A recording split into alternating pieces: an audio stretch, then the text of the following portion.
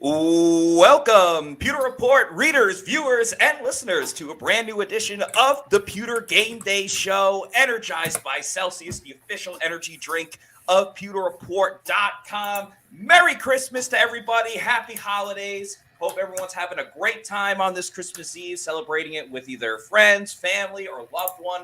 We greatly appreciate all of you that are tuning in at any point during today's show for Bucs versus Jaguars, which is a very, very exciting matchup for both teams, but in particular, a great opportunity for the Bucs to take sole possession of first place in the NFC South and get that much closer to a playoff berth and another division title. We got a lot to get into, and of course, we'll have the live in-game reactions, opinions, all that good stuff when the game gets going at 4:05. I'm your host, Matt Matera. Joined with me is my fellow colleague from PewterReport.com, Josh Capo. Josh, Merry Christmas to you. How's it going? How we doing? Merry Christmas, Matt. It's going very, very well. And I hope it is for you as well. Love the festive attire you have. I wish I could match, but thank you. Honestly, I just didn't have the foresight. That is quite all right. Your presence is holiday joy enough for myself and for everybody watching. So once again, I want to give a shout out to all the Pewter people. As Shaggy says, Matt, what day is it? It's Christmas Eve, but it's also game day, baby. Hope everyone's wearing their Santa hats or elf hats or whatever it is. Got to give a shout out to my guy, Paul, a.k.a. Florida Dreamhouse. He's been ready since like 1 o'clock for this game day to get going. He also said just dropped $250 cold ones and rolling with Matty Diamonds. Thank you so much, Paul. Let's win some money. That's right. I have Rashad White over on his receiving yards, Mike Evans anytime touchdown, and Baker Mayfield over on his passing yards. We will get into all of that. Appreciate all the kind words from everybody. But Josh, we got to start with something a little bit serious. A discussion that's been had for quite a while, and something that I think a lot of us were thinking about this morning as well. Okay. If hypothetically Bucs players could fly like Reindeer and you had to replace Bucs players for the Reindeer to fly Santa's sled, what Bucs players are you picking to build out that Reindeer combination? Oh, absolutely a NASCAR package. We're going Chris Scott, Devin Tompkins, Trey Palmer, Jamel Dean, Zion McCollum. Just give me the track stars because they've got to get Santa around the world in one night. You're not putting Vita Vea on the sleigh. As fast as he is for his size, he is not nearly the fastest player on the team. And B, I love Vita, but he's going to weigh that sleigh down. I hear you, but here's what I'm also thinking about. With all due respect to Santa, bit of a big guy. That's a lot of weight to carry. And, I mean, we're talking about a sack chock full of presents. A sack that, again, has gifts for all the world. So, if you're only going with Devin Tompkins and Trey Palmer or Jake Camarda, I mean, I don't even know if that sled gets off of the ground. You know what I'm saying? Like, you need to have the muscle. You need to have the strength and the weight there to make sure you get that sled off the ground in the first place. So, also, how many reindeer are there? Is there 7? There's 9. There's 9. Okay. So it's like I get everything you're saying, but can you imagine a clip of you talking about the sack being full of presents for everyone getting clipped out of context? Yeah, my mind went the wrong way with that. I'm a bad person. No, not at all. I'm getting cold for it shows the creativity of your mind. But I'm thinking, again, because you got to lift that sled up. Vita Vea and Tristan Wirfs, the two in the back. That's the muscle. They get the sleigh going. Then I think Baker's got to be in there for like motivational tactics, like he'll keep the group together, have that team chemistry. So I'm thinking Baker and Rudolph leading the sleigh. Right? Yeah. See, I'm thinking because you do need that speed as well. If you put Trey Palmer as the Rudolph role, speed gets you all over the place. So I think I'm doing Vita Vea and Tristan Wirfs in the back, then Baker and Levante David, the next two. Trey Palmer in the front. So then the other two, who are some other speed guys? You have Jamel. Jamel's fast. Yeah, we'll go Jamel Dean and probably Mike Evans, because Mike Evans is the most giving of them all, so he deserves it there as well. Anyway, fun little experiment to get to. The other thing that is exactly what everyone was thinking about all day long. Yes, 100%. The other big one was a report that came out earlier today. I believe you wrote about it as well, Josh, about these reports that there is mutual interest between Baker Mayfield and the Buccaneers bringing Baker back for another season after the way that this year has gone down.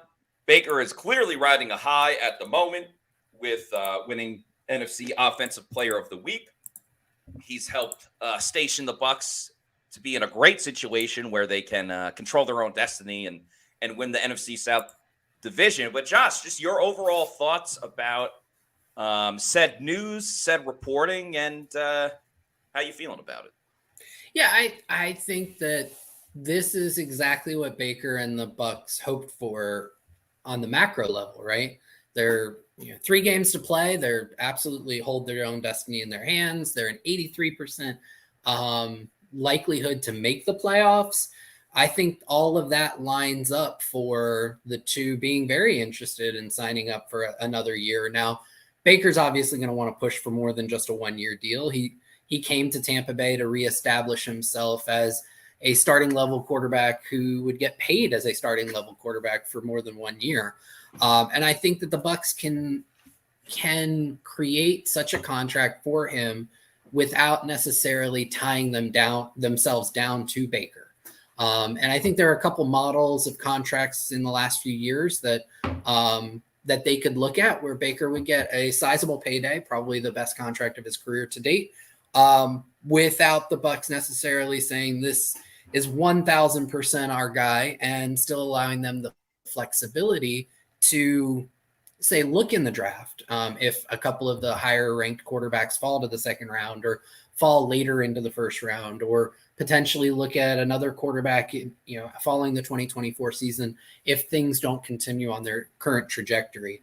But I think all told, yes, they're in a position where they're very interested in Baker because he's shown himself to be a, top 14 to 20 quarterback in the NFL. And with this roster in this division, that's good enough to be a playoff team. Yeah, I mean, if they continue on this trajectory and again, say they win out, then all parties involved that helped the Bucs get to this point, I think all deserve to be back. And I'm talking about Todd Bowles. I'm talking about Baker Mayfield as well. And this news this morning, I mean, it wasn't the most shocking of things. I think you can kind of connect the dots with the touchdown to interception ratio. And I think most importantly, just how the other players in the locker room feel about Baker Mayfield. I mean, every single time we talk to Tristan Wirfs, he goes, Baker's a dog. He's a dog. No one loves Baker Mayfield outside of his wife. I don't think anyone loves Baker Mayfield more than Tristan Wirfs does.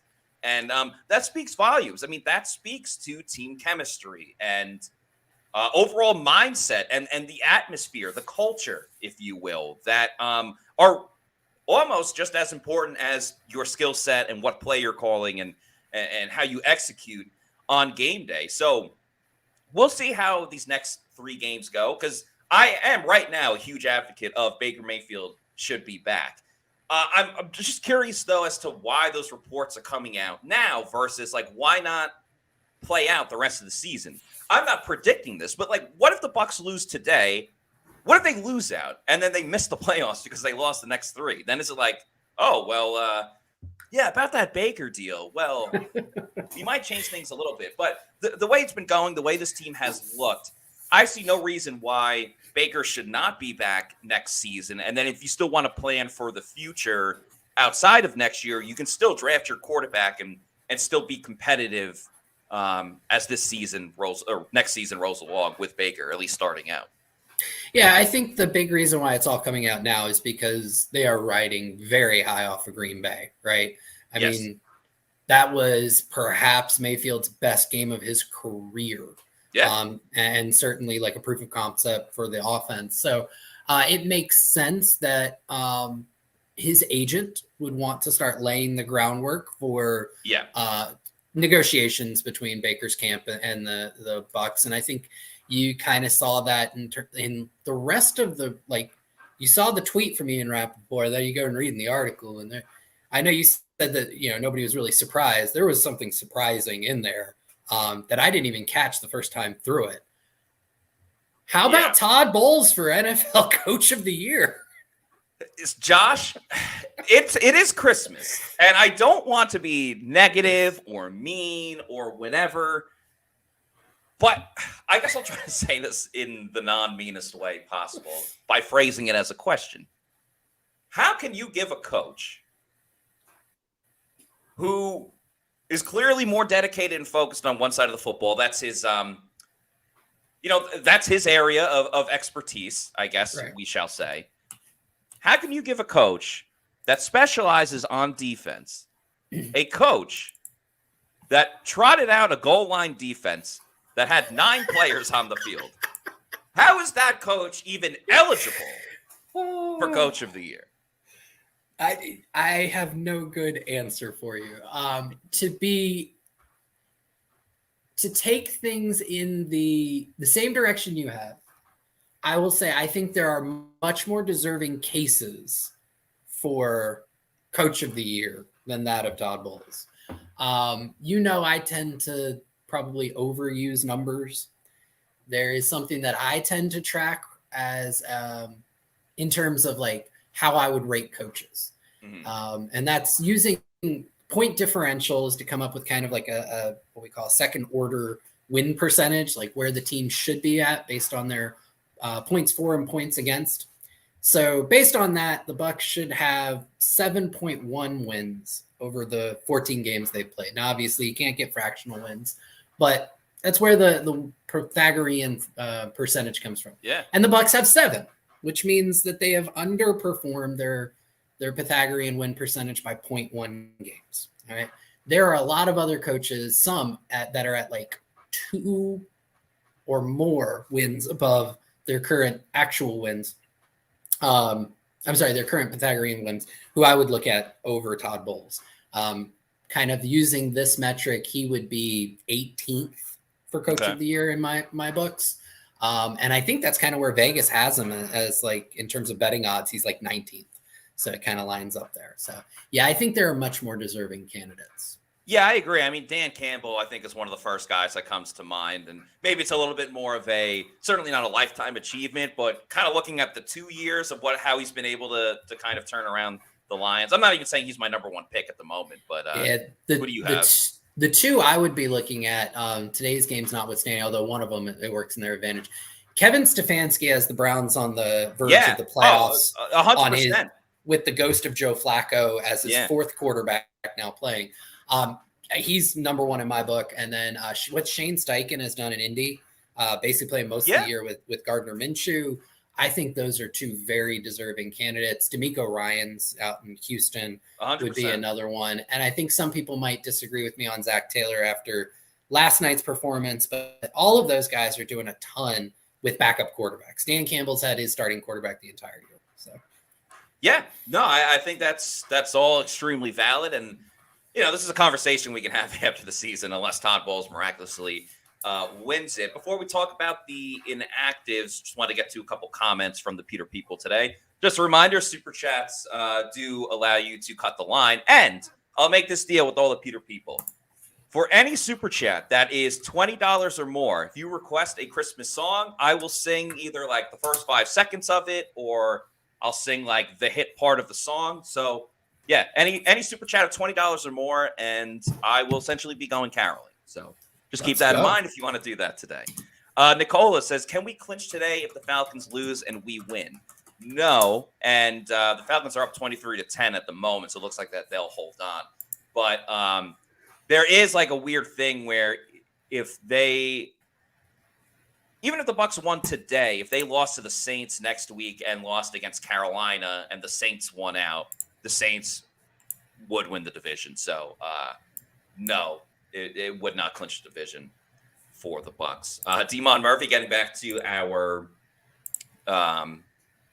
reindeer discussion and the Bucs flying Santa's sleigh says Rashad's got to be Rudolph, O-line, the rest of the reindeer, Baker. Yeah, I think Baker maybe should take the role of Santa in this. Mike and There Chris you go. loyal elves on the sled. Yeah, that's pretty true. I was trying to think of it as not just like giving all the star players all of the treatment, I guess. But yeah, I mean, Rashad has to be in there, especially the way that he could like cut in between buildings. But as we all know, Rashad works best when he's out in space anyway. So does he want to be lined up with all the other reindeer around him? Josue Ortiz, a really good question, says, is Baker in the running for comeback player of the year? I mean, odds are that Damar Hamlin is going to win, and deservingly so, absolutely, for what he was able to battle through and come back from. Absolutely. If we take aside from everything with Damar Hamlin, I think Baker could be your number one choice. I mean, quarterback's obviously the most popular opinion. The NFL MVP at this point is just who's the best quarterback award. And because of that, I think Baker legitimately could be one of the top guys that is in the conversation for comeback player of the year. What do you think, Josh? Yeah, I think Hamlin's kind of got it locked up just returning to the football field. Like that. Yeah, I agree.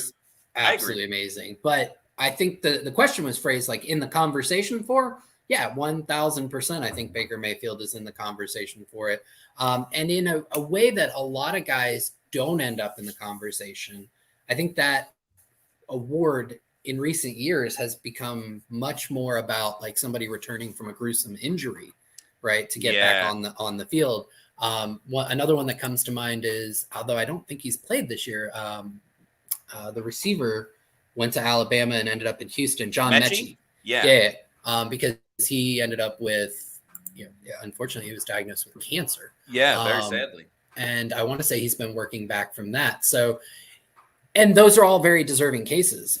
Baker's is much more of like a redemption song, if you will, because it wasn't really injury related. He just, didn't have a great year last year and in a really bad position. Carolina's a train wreck. 4 head coaches in 4 years or something like that. And then got traded to LA and had that really cool first game back. And now he's playing kind of up to his potential. So it makes for a really great story for comeback player of the year. So I think he's definitely in the conversation for it. Yeah, I would agree. Shaggy asking song and dance or just song? Just the song. I mean, I would have to adjust my camera if I was dancing as well.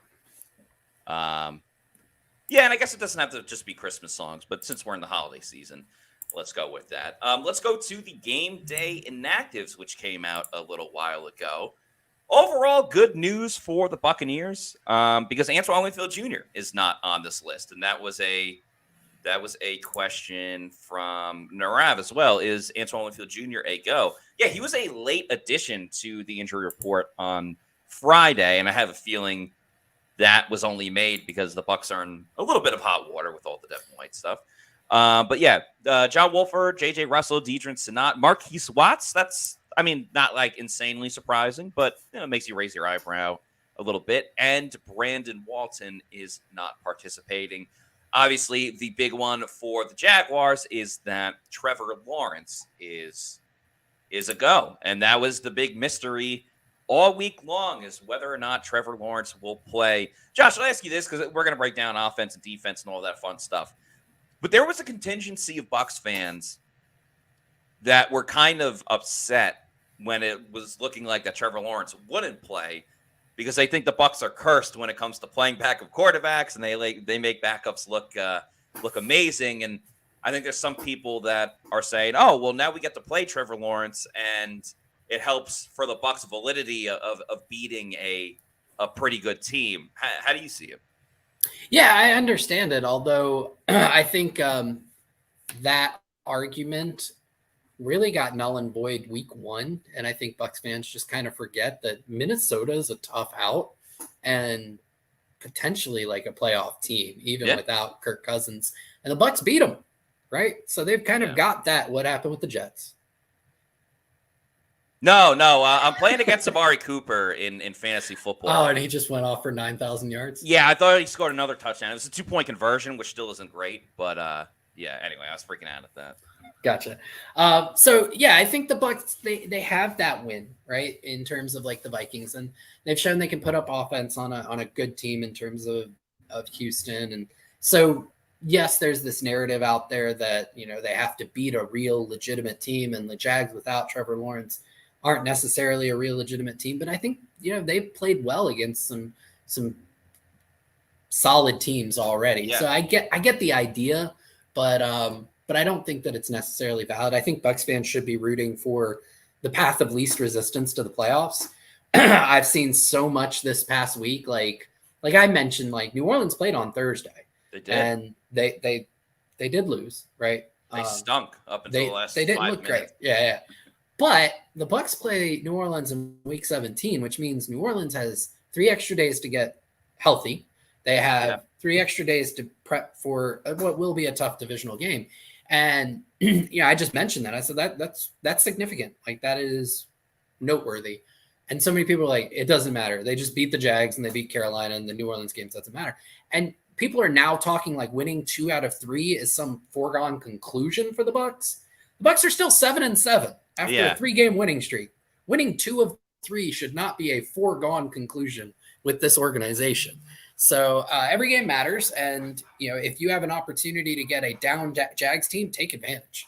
That's kind of my take on it. Yeah, I'm with you. It's like no game is guaranteed. We just saw last week the Panthers beat the Falcons, and no one really had that coming. Excuse me. Yeah, to your point, I mean, the Bucs are the only team with a record that is not below 500 in their own division. So wins are very much at a premium for every single team. So, yeah, I get it. You want to play the best, whatever. But I wouldn't be welcoming.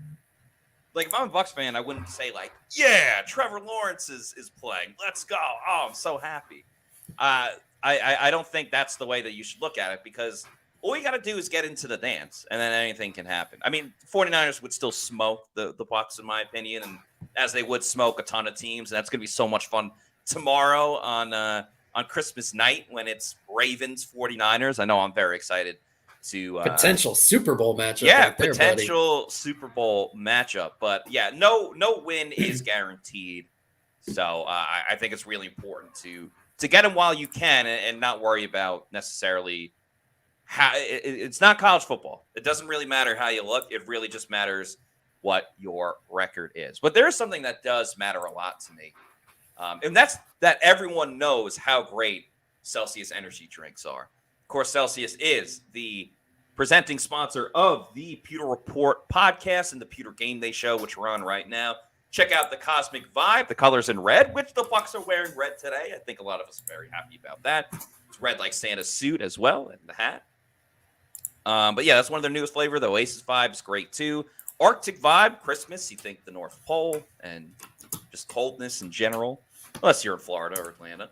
Arctic Vibe is my personal favorite. And of course, there's so many great flavors, from the sparkling wild berry to the sparkling orange to the sparkling watermelon, the tropical vibe, the peach mango, peach vibe. Great flavors over at Celsius. So if you need to know where to find a Celsius energy drink, go to the store locator, punch in your address, and tell you the closest geographical location where you can pick one up.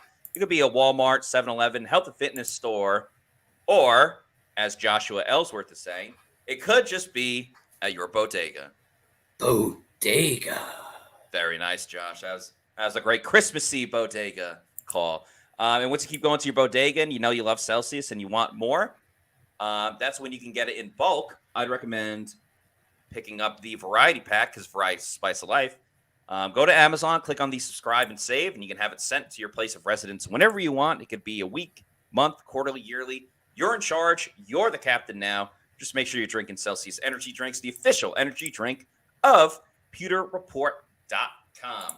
Let's talk a little bit more about Baker Mayfield's and your Tampa Bay Buccaneers when they have the ball in their hands. Josh, what do you want to see when the Bucs are on offense? I want to see the offense put the ball in Baker's hands. So something that recently came out from a couple of people, Arjun Menon and Alex Faziel. Yeah. They put together this app that actually takes a look at quarterback production against different coverages, as well as how different teams run different coverages. Jacksonville runs predominantly cover 3. Their defensive coordinator, and I apologize, his name is escaping me, but he's a Todd Bowles disciple. Mike Caldwell. Thank you so much. He's Todd Bowles' disciple. Yeah. Very much one of the very few teams in the NFL right now running a ton of cover 3. It's something like 56% of their coverages are cover 3. Baker Mayfield is most successful against cover 3. He is, out of his 146 attempts, he has 101 completions, over 69% completion percentage, almost 9 yards per attempt, 7 touchdowns, 3 interceptions, and he's generating almost 0.4 EPA per attempt. By far his most successful coverage. So if the Jags are going to run a ton of cover 3, let Baker eat. Let him cook, I guess, to take the old Russ saying. Let Baker cook. That's what I'm looking for. It's let Baker bake. Come on, man. Oh God, it was right there in front of me. I've been trying to get the saying going since training camp. I still remember. Maybe I said this the story on another show, but I remember for those that maybe weren't at training camp this year or whatever, training camp was predominantly done on that first field on the right side where the stands are. And they had the post practice interviews with Bowles and whatever player we talked to that day. We got that kind of behind the middle field. They had a tent. They had some radio over there. The guys at WDAE, shout out to them.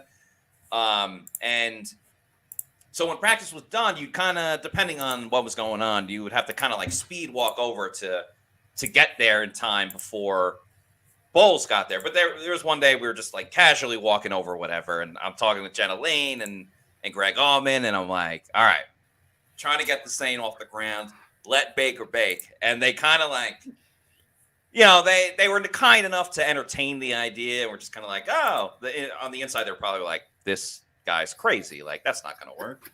But anyway, I've been trying to get it going since training camp. So let Baker bake. Let these super chats start rolling in. Thank you to Josue Ortiz for this $4.99 super chat. Appreciate you, Josue. Happy holidays to you. Merry Christmas. They say, will this be an offense of death by 1,000 cuts or a few chunk plays against this Jacksonville defense for the win? Yeah, it's very interesting looking at Jacksonville's defense because they're banged up in the secondary. We had a Jaguars writer on during the week, Gus Logue, shout out to him, had a lot of great insight, and he said the secondary hasn't been the same since a lot of their injuries. So you think, as Josh said, put the ball in the hands of Baker, who's flying high right now. When you have Mike Evans, this is a great opportunity for him. They have linebackers that do make a lot of their tackles, and defensively, they've gotten better at stopping the run that are more gap scheme. And the Bucs began the season running zone. They still run zone, but now they do a lot more, pulling Gedeke and things of that nature. So the Bucs run game has vastly improved from the beginning of the year. So to answer this question, will it be death by 1,000 cuts or a few chunk plays? If I'm picking one or the other, I'd probably say the chunk plays, because let's remember, above anything else, Dave Canales is in his bag right now, and he is pushing all the right buttons. And sure, different opponent, different personnel. I don't see as to why they would get out of their groove from this game, especially given the injuries to Jacksonville. Yeah, I would agree with that, and I think it's a great question from Josue. I think that the Bucs are starting to find their explosives, right? One of the biggest issues with Baker's play this year has been his ineptitude and the offense's ineptitude overall on plays downfield, right? 20 plus air yards or more. They've been able to manufacture explosives underneath with a lot of yards after catch. Think Mike Evans, hitting the spin button down the sideline early in the season. But they just haven't been able to do it where it's just a lot of it comes from a deep throw. And last week, through everything else that was very successful, Baker was 2 of 2 on throws for, beyond 20 yards. So And I think that that's there with the Jaguars defense. I think that's definitely an opportunity. What's interesting is the Jaguars. I think the Bucs are going to be able to create some running lanes as well. And I think that that's going to help set up the play action for them to hit some of those bigger chunk plays. So I'm looking for both of it. Yeah, I can see it going that way as well. It's one of those things. I think the Bucs have done a better job in recent weeks of just, instead of being like, oh, hey, this is what this team does well, let's avoid doing that, or let's kind of address this. They just say, hey, this is what we do. This is me, as the Greatest Show once said. This is me.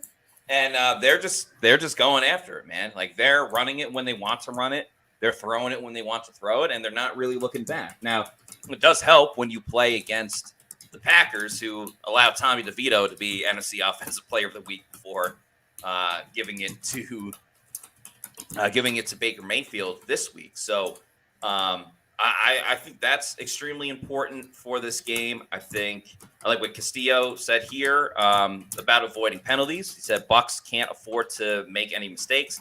They need to be disciplined, and I'm going to penalties. That's been another big thing is during this winning streak, during the offensive explosion, I guess, is they've mostly gotten out of their own way with the silly penalties or the big mistake when it comes about. So I think the Bucs should be commended for that as well, is that they have eliminated their own personal errors that really hurt them in, the losing streak and like the loss of the Colts, for example, and things of that nature. So this team's been way more disciplined down the stretch as well. Yep, absolutely. And I think that's one of two things. Yeah, obviously, what's really funny is we were talking earlier about Todd Bowles as coach of the, for coach of the year. Yeah, that is now officially a thing that's out there in the ether. Whereas most fans were calling for his job 4 weeks ago. Is there have been two areas that I would say as a head coach, he has legitimately started to get better at, which you could make a case from a process standpoint, regardless of how the season ends, whether they lose 3, win 3, make the playoffs, lose in the first round, win a game or 2, whatever it may be. From a process standpoint, if you're looking at what does a head coach bring to the table, is this team, going back to Bruce Arians' days, has always been undisciplined and led the league in penalties. Yeah. And that is getting better. And that should be a credit to Todd Bowles, regardless of the results. The team is becoming more disciplined. Great job. The other is fourth down, just overall in-game management. Fourth down decision-making has gotten night and day better over the last 6-7 weeks. And I can pull the data in just a minute, but I know I've seen it. And I think that that's something that should definitely be noted.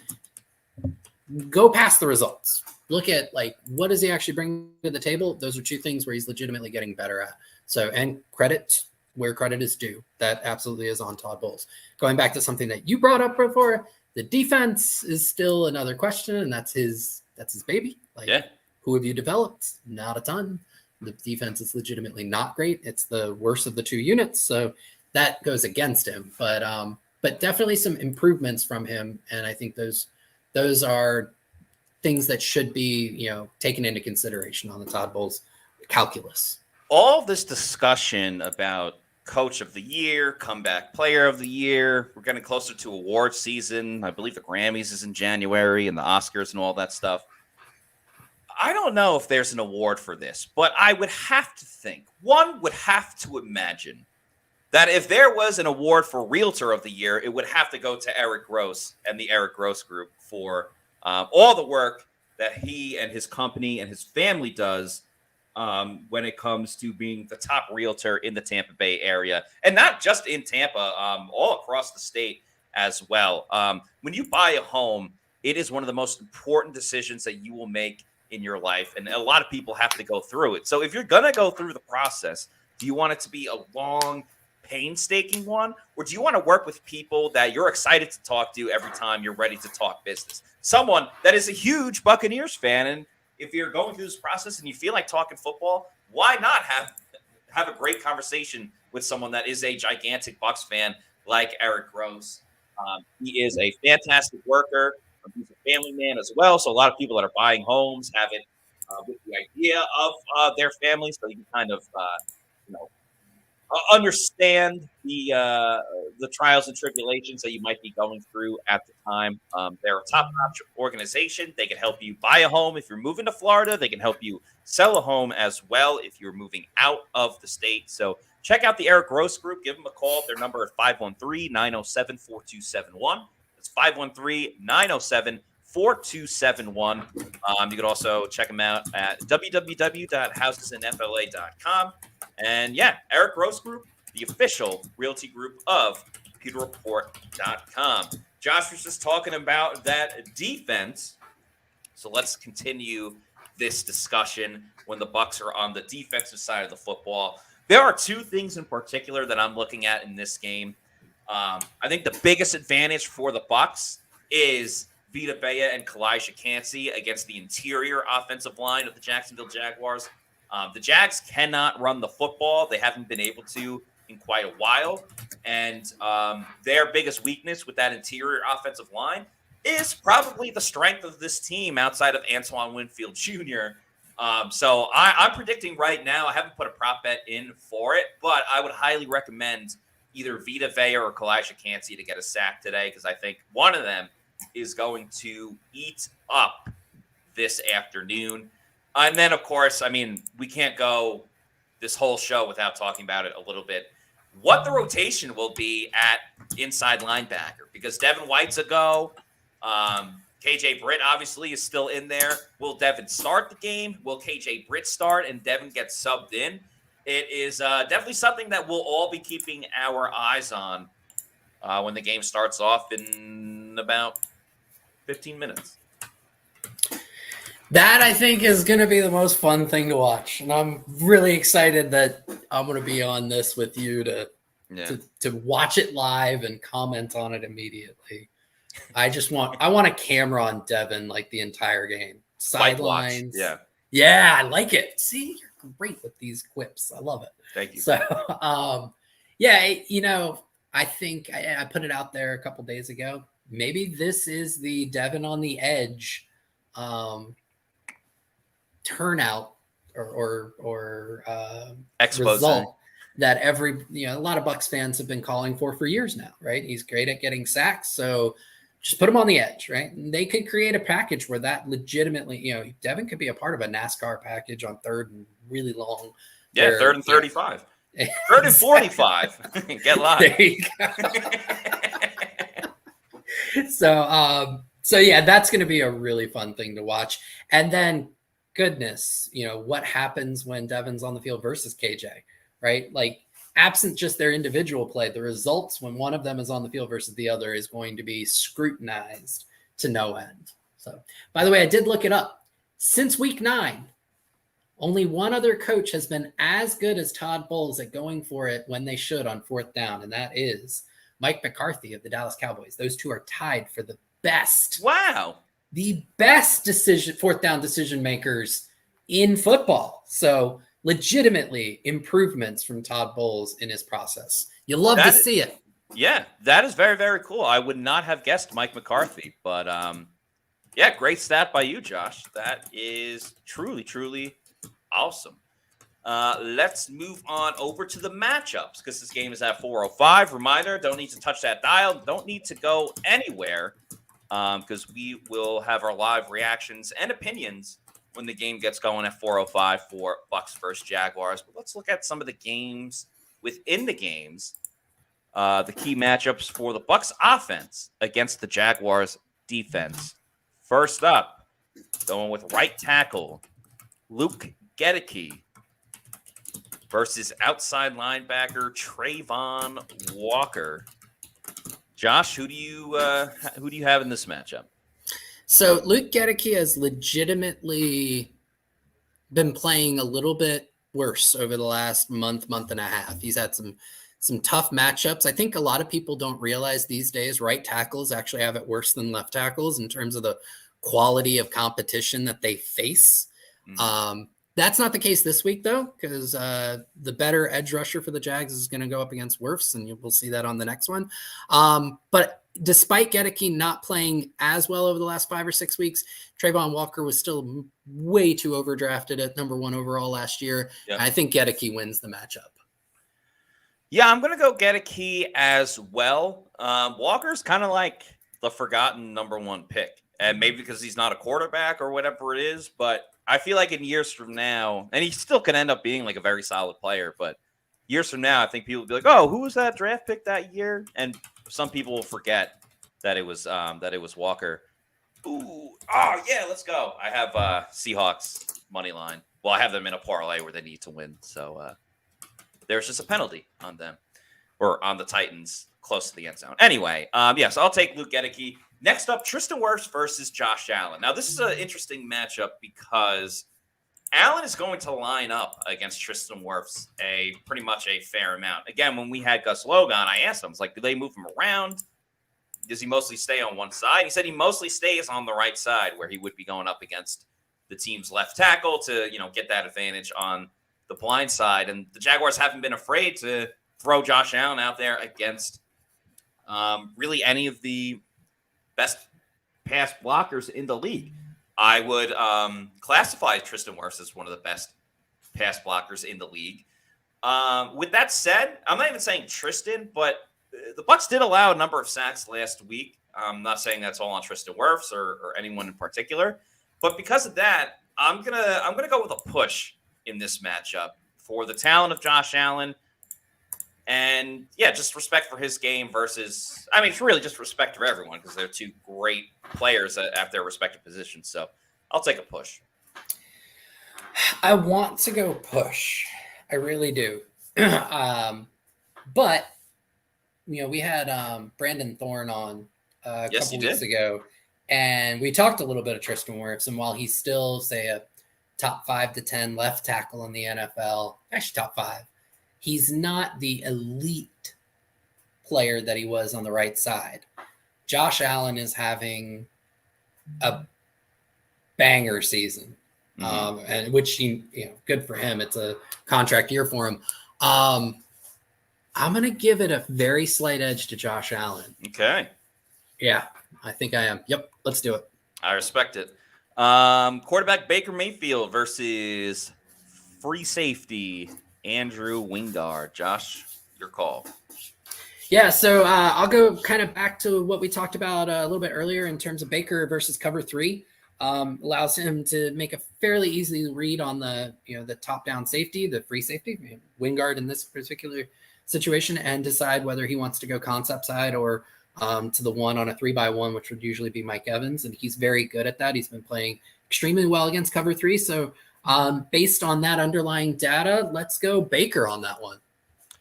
Yeah, I'm riding the momentum of Baker Mayfield. # let Baker bake. Just one of those things when the guy's on a hot streak, you don't go against it. So I'll take Baker Mayfield in this matchup.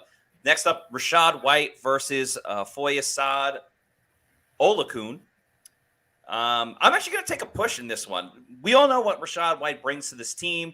Great as a running back, even better as a receiver. But this guy, Olakun, he has 148 combined tackles. He is a tackling machine for Jacksonville. A couple of weeks ago, they did a pretty good job containing Lamar Jackson. And granted, that's different. He's a quarterback. And it was a team effort. It wasn't just him. But a tackling machine like that, I know the Bucs have gotten better, but they're certainly not fantastic in the run game. I'm going to take a push in this matchup. Yeah, Olakun is legitimately like a top 5 to 10 inside linebacker in the NFL and one of the best against the run. Consistently has a low average depth of tackle, some of the most forced stops in the league. It's one of those like White running. I would go Olakun when you add in his receiving ability, like push. I like the push. Okay. I'm a professional fence sitter. No, that's fine. Last but not least, Mike Evans against Darius Williams. I'm taking Mike Evans. Is there any reason not to take Big Mike? Yeah, so I'm going to actually go Darius Williams on this one. Wait, it's not April Fool's Day. It is Christmas. Yes. Yeah. So yeah, Mike Evans. That's an easy one right there. I had a feeling you were onto something in that one. All right, Mike, it is. Before we talk about the defensive matchups, got to give a shout out to our guys over at Underdog Fantasy. Use that promo code Pewter. That's PEWTER. Get a first deposit bonus when you play there. Win up to 5 times your money. You got to pick anywhere from 2 to 5. You got to win up to 20 times your money by picking between 2 and 5 players. You got to pick one from each side or one from at least 2 different teams. You're picking higher or lower on a number of different stats, whether it's receiving yards or rushing yards. And like I said, you get a first deposit bonus with the promo code Pewter, PEWTER. And yeah, it makes the games way more interesting, especially if it's a team that maybe you're not totally a fan of. So shout out to Underdog Fantasy. All right, this game's starting at 4:05. We are getting very, very close to that. So, Josh, let's kind of breeze through these defensive matchups. First up, Vita Vea against Luke Fortner. I think it's a no-brainer. Vita Vea is going to dominate against Fortner in this matchup. Agreed. Vea looked great last week coming back from an injury, even on a pitch count. And with another week to kind of rest and rehab, I expect him to have a big game this week. So agreed on that one. Bucs cornerbacks, which will be Jamel Dean and Carlton Davis against Calvin Ridley. I'm actually going to take Calvin Ridley in this matchup. To be quite honest, I hope we see a lot of Zion McCollum in some. I know they don't sub out corners, but I like how Zion has been playing. The Bucs, while they have gotten sacks and they have been able to get takeaways, they also allow a ton of yards. So I can see Calvin Ridley. Whoops, knocked over my mic. I can see Calvin Ridley not having like an insane game, but I can see him having an impact on this game for sure. So I will take Calvin Ridley. Ridley has not been nearly as good as kind of advertised coming off of his suspension. I'm going to take the Bucs corners. Okay. Fair. Respectable. Skip that. Shaq Barrett versus Walker Little. At least Shaq had a sack last week. I hope that sparked something. But I'm going to go push. I don't know. I don't really have faith in a lot of the Bucs outside linebackers. So I'm going to take a push. Yeah. The Bucs linebackers or outside linebackers are just like, they're so high floor, low ceiling, and that includes Shaq at this point. Give me Shaq. Okay. Levante David versus Evan Ingram. Really good matchup, but Levante's just been the man lately. So I'm going to take Levante David. He has not lost a step. He has not even slowed down since coming back from his injury. So I'll take Levante. Okay. I don't know how much Ingram's going to end up on Levante this week, the way that Jacksonville uses him. I think Ingram's actually going to be one of the better offensive weapons for Jacksonville. I'm actually going to try and call a shot right here. Okay. The Bucs have been victimized on post wheel 3 weeks in a row now. And yes. I can see Ridley running the post from one and Ingram running the wheel and getting an explosive. I'm going to take technically Evan Ingram in this matchup, although I don't think it's necessarily against Levante.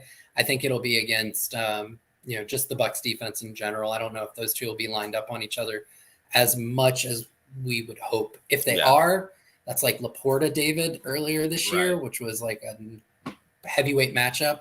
And, but I just don't see it happening as much as we would hope. Okay. Last one, KJ Britt versus Travis Etienne. I'm going to go Etienne. I know stock is very high on KJ Britt, but he's only had like 2 career starts. And Etienne, I still think can make guys miss. I know the running game hasn't been there, but I'll take Travis Etienne. Agreed. Yeah. You know what? No, Jacksonville can't run the ball for shit. Give me KJ Britt. All right. Shout out to Meets McGee for this $5 super chat who says, I hope Todd Bowles doesn't overdo it with the exotic schemes. I feel that's where we get a lot of miscommunication in the defense, in the defensive backfield. I mean, the miscommunication has to stop. It's ridiculous that we're this far into the season and it still seems like there's breakdowns and things of that nature. There's been discussion of like if the guys are confused or do they just need to focus more. So it's a little bit of a who came first, the chicken or the egg type of situation. But I definitely think that's an important emphasis for the team. Yeah, what's interesting is a lot of those breakdowns don't come on really exotic looks though. Like just the one that we just talked about post wheel, like it's just their rules for basic cover 3. Mm-hmm. So I agree. Like sometimes he overcomplicates it. I think that's more on the front end. Like there was something that came out recently, like JTS, Shaq Barrett, Vita Vea, Kalijah Cansey, just those four rushing on a straight 4-man rush is like the third most effective 4-man rush in the NFL. But it's like they barely hit the threshold to be qualified, which is like they've only done it 15 times all season. Where those four rush. I think that he overcomplicates the pass rush a little too much, and it muddies the pass rushing lanes, and it doesn't allow for development of pass rushers. I think that he should just straight rush some guys these days, save the back end. So so in a way, I do agree with that. Also, you can still bet on this game. You got a minute to, but if you wanted to, make sure you do it over at mybookie.ag. You can get up to $1,000 in your MyBookie bank account if you sign up with the promo code Pewter. That's PEWTER. So if you learn from Plants and New Math, you know that's a heck of a deal. $1,000 in your account. By the way, this spread has jumped all over the place because of the Trevor Lawrence news. At one point, and this is what I got it at, the Bucs were -3. They are now 1.5 point favorite or 1.5 point underdog. So pretty crazy overall. But check out mybookie.ag. Use the promo code Pewter. These were the game day predictions that we had. Everyone picked the Bucs to win. So hopefully we are all correct in this one. The game's about to start. The cool thing is we're not going anywhere because we're about to start the live Pewter Game Day intro and watch the game with our reactions, opinions, analysis, all that fun stuff. So let's play that video.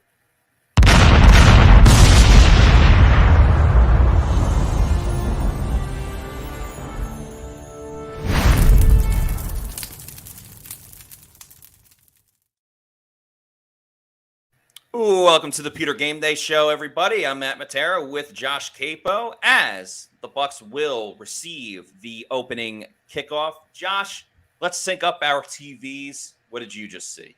Available in Spanish on SAP. Okay. So I saw the kickoff. Spoiler, went for a touchback. So we're going to be a little bit behind. What I want you to tell me is after the kickoff, they're going to cut to Baker running on the field. Tell me when you see not just Baker, but they show like a graphic of Baker as well. Tell me when you see that graphic of Baker as he runs on and you saw it now? Yep. Last 3 games, cool. 242.3 passing yards. Yeah. All right, cool. So we are pretty synced up. So just a reminder for everybody, our TV, or the way we are watching it, it'll probably be a couple of seconds and plays behind where you are watching it. Don't freak out. We just got different things at the moment. And so you can watch the play and then see our reaction to it after.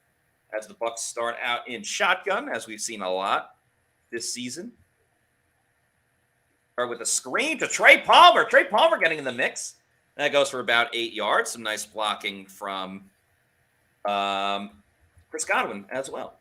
Yeah, I know based off of the preseason hype, a lot of people have kind of jumped off of the Trey Palmer train because his production hasn't been great. Some of that's also usage. His average depth of target, you would think he was Chris Godwin last year. Like, they're just not throwing to him downfield. Yeah. Okay, 2nd and 2. Baker and shotgun again. Throwing again. Has to avoid the pass rush, holding on to it. And he gets sacked. He held onto the ball way too long on that play. And he comes up pretty fiery about something. Yeah. As the Bucs pass rush or pass blocking kind of fails again, as it did last week. Yeah, Aaron Stinney, he got beat real early on the inside. Baker did a good job of his initial move to give himself a little extra time to get rid of the ball, but then forgot the second part where he needed to get rid of the ball. Yeah. Make it 3rd and 7. That's why you win first down. Jaguars send the blitz. Baker throws over the middle. It's caught. Palmer makes the catch, heads up the field, gets all the way to the 40 to the 45. All this talk about David Moore, and it's Trey Palmer that is coming up big. Yeah, so you look at the depth of target on this one, like 6 to 8 yards, but Palmer has the speed to really make some things happen. Get a little worried there about him running the backwards initially, but he was able to find the crease and get the first down. So Trey 3 Palmer. straight pass plays. Yeah, who is this is going to be a run. Yeah, or will it? Or will it? It is a run with Rachaad White. They motion Payne Durham on the play, and that's a serviceable, hard-fought 5 yards. Yeah. And, what's interesting just from the Jacksonville side, like Baker practices against this defense every day. This is a Todd Bowles defense, and you saw it with Mike Caldwell's first few calls. You saw some blitzes. You're seeing the cover 3. So, this should be a matchup that Baker should take advantage of. You did say that. All right, Bucs are at midfield. Another screen. This one to Chris Godwin. A poor throw from Baker Mayfield. Godwin makes a little something out of it. Yeah, so 4 pass plays so far. You can say Baker was not great on 2 of them. This poor targeted throw to Godwin kind of took him back, taking the sack.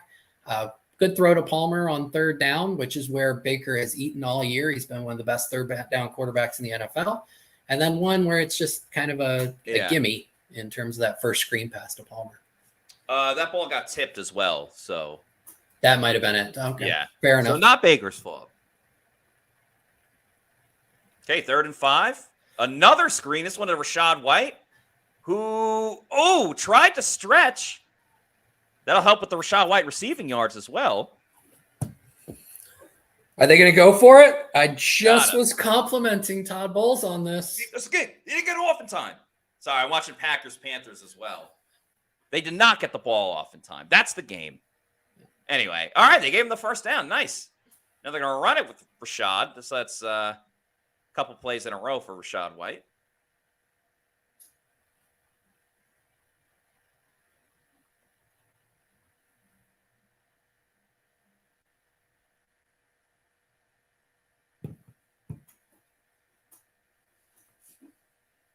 So 2nd and 9. Wow, the Jets are about to lose too. Weren't they up 14-0 at one point? They were up they were up a lot. But hey, fine by me. Get a better draft pick. Baker and shotgun. Kate Otten goes into motion. They run it with Shad, who heads up the middle. Are we in 4-down territory for the Bucs?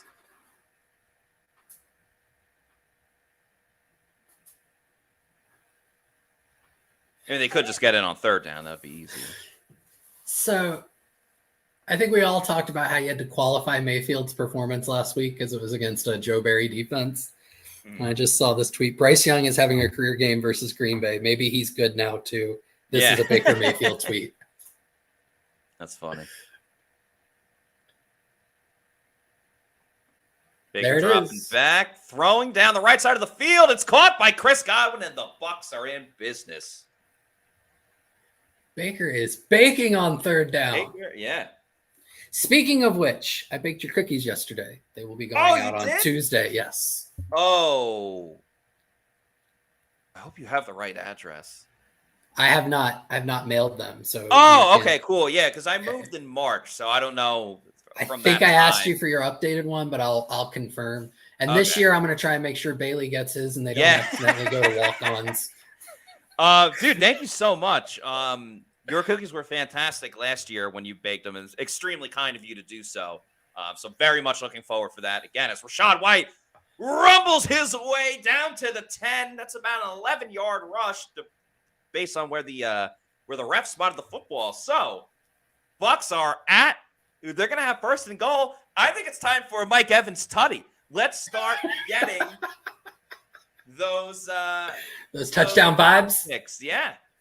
Start getting those touchdown vibes. Paul, a.k.a. Florida Dream House, I know you I'm talking to you. I know you want a Mike Evans touchdown. Rashad's already got a couple of receiving yards, and Baker has a lot of passing yards on this drive. So let's go. That's all right. That means they just have to throw it. They're going to throw it. Looks like they're having some trouble on the left side of the line there. Jarvel5 says, "Oh, we fested today for the Gamecast. The Santa hat is as fire as the red jerseys and pewter pants." Jarvel5, that's the comment of the day so far. I have a theory about the pewter jersey or the red jerseys. What's that? Did you see how the Bucs tweeted, like how they announced it, like the actual tweet? It said something like, "You're welcome." As if like we have to beg for the team to wear. They're an abusive colors. Partner. Yeah, they know. Let's go, Rashad. Rashad White receiving yards. Sorry, didn't mean to cut you off. But. That's okay. They know what the fans want. They have purposely withheld it all year long, and then when they finally give it to the fans, they say, "You're welcome." I know. I thought that was is the definition of abusive behavior. Yeah. No, I agree. I thought it was. I didn't love the way that they presented it. I like the graphic and everything, but to say you're welcome for something so like practical that should have been done a while ago. Right? Just saying. Let's go. Mike Evans. Big Mike. Oh, Big Mike, corner of the end zone. It's coming. Oh, he wanted it.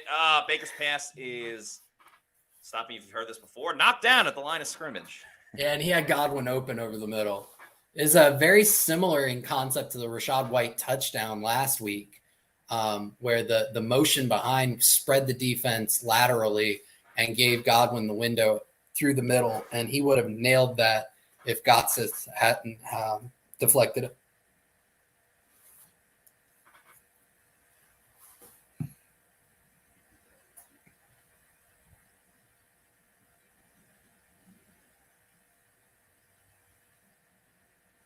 All right, Tony McLaughlin with the field goal. Bucs take the lead, 3-0.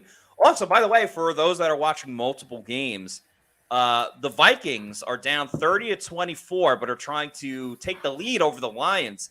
That would be big for the Bucs if the Lions would have to lose out the rest of the way. But if the Bucs won out and the Lions lost out, I believe the Bucs would get the 3 seed. I don't think so, because they both be 10-4 or 10-7. And the Lions have the head-to-head. Yeah. I was talking about it with Greg Allman the other day. I usually trust everything he says. So I could be wrong, but I believe it goes straight to head-to-head. Yeah, that would make more sense. Yeah, I don't know. Oh, no. You know what it would be? I think if the Lions lost out, and it doesn't matter now because the Vikings just threw a pick. Because if the Lions lost out and the Vikings won out, because the Vikings play the Lions the last week of the season as well, the Vikings would win the division, and then the Bucs would have the head-to-head tiebreaker against the Vikings. Gotcha. That's what it was. I knew Greg Allman wasn't wrong. He's never wrong. He's never wrong. Yeah.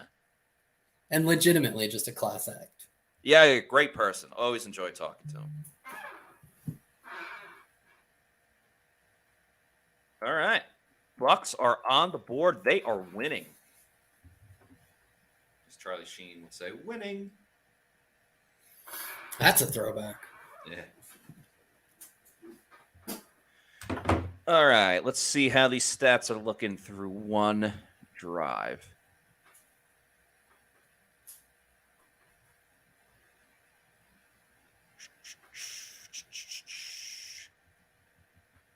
All right, Baker already has 59 passing yards. That's cool. Rashad White, 11 receiving yards. That's a good start. Yeah, and just overall, Canales, I think, called a really good drive. Not every play I was in love with, 2nd and 9 run early, but lots of creativity, guys running open. He obviously saw something in the Jaguars defense that he thought he could exploit with a lot of those perimeter screens, and most of those hit. The only one that really didn't was on the deflected pass. Baker detractors are going to say 2 deflected passes, including the one that could have been the touchdown. It's just, it is who he is. It's not actually his height. It's his throwing angle, but regardless, it's his and he owns it and it's not going away. And I think another thing is, you want to touch on the opening drive. By the way, like they're showing the Hillsborough River or whatever in the park right there. on the left side, that's where the University of Tampa is. Go Spartans! And they had a boat light show on that part of the river yesterday. So a bunch of boats had tons of lights with Christmas music. It was mad cool. I would highly recommend it. They do it every year. Yeah, I missed that. That was so cool. Yeah, very, very fun. So I would highly recommend that to anyone near that area that wants a good light show. Jamal Agnew, he is one of the most threatening people when he has the ball in his hands. Yep. Shout out Keith Armstrong, special teams. Yeah. Good job. So, also, the interesting thing there was you kind of saw the limited athleticism from KJ Britt trying to change direction to chase after Agnew. Yeah. So, all right, who's going to be the linebacker out with the green dot? Yeah, let's find out. Let's make our bets. I'm saying it's KJ. I'm saying it's Devin White. I think Todd loves him too much. Gives him the start. They're gonna play. He's gonna play all three, like on this play. So be like, they're all the starter. Come on, camera. I think that's KJ Britt. It's KJ Britt. Yeah. KJ Britt is starting. And Shaq Barrett. Yeah. Cleaning up the initial KJ Britt plays. is starting at inside linebacker over Devin White. Get lit, KJ Britt. I love it. I didn't come up with it, but but it's so good. It could have been you. You're that talented. Oh man, that was good. Yeah. Who did come up with it? So last week, who was it? It was someone on Twitter. SJ. Shout out SJ. But last week I even tweeted, I said I'm workshopping like a phrase for KJ Britt. And I started with get fit KJ Britt. And then he commented and said get lit KJ Britt, which is 1,000 times better than what I came up with. So oh man, good job. Yeah, so shout out to SJ. Oh, cool. Daniel Gomez says, Matt, I went to the U of T in the mid 1990s. That's dope, Daniel. Shout out UT. Had a number 1 overall pick in the NFL draft, so not many schools can say that. There you go. And Devin White is in on third down. All right. And did blitz. And he's blitzing. And there's guys open, but not because of Devin White.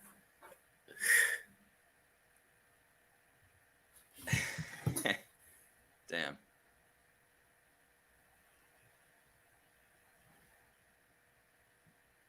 Yeah, the one thing I do worry about the Bucs is they allow tons of yards, like tons of yards. Another interesting note, Zion McCollum playing safety. That's one way to get him on the field. Yep. He's in on this play as well.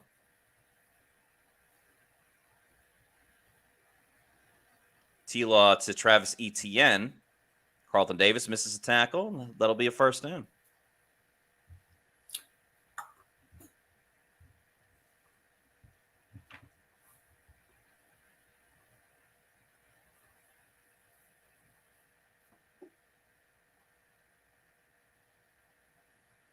McCollum at safety is really interesting because the Bucs really haven't had a true safety there since benching. Oh, they tried to get cute with it. Kalijah Cansey and Devin White in on that stop. Since benching Ryan Neal, Neal's played early downs. D. Delaney, who's naturally a corner, has come in for the late downs to help out with Antoine Winfield Jr. And now they're trying Zion. So they're rotating everywhere right now. Yeah. Hey, it's crunch time, man. Everyone's got to be all hands on deck. All right, so Bucs catch a break. That'll make it 2nd and 15. As T-Law looks, throws, going deep down the field. Good coverage by Jamel Dean. Don't make a scene. Do not. Don't you dare. Yeah, he was in lockstep with Zay Jones there. Yeah. Sets up Jamel Dean playing to the tune of Mr. Jones and me. And he's the me in this situation. Tell each other fairy tales and stare at the beautiful women. I was going to say Jamel Dean keeping up with the Joneses. Yeah, also doing that. 3rd and 15. Could be a huge start for the Bucs defense. Yes, it could. And for those that are playing against Trevor Lawrence in fantasy football. And they blitzed wow. Trevor. Pick! Oh, 45! We've seen everything. Oh, couldn't script it better for the guy. Couldn't script it better. Oh. Wow. Oh. A script right out of Hollywood.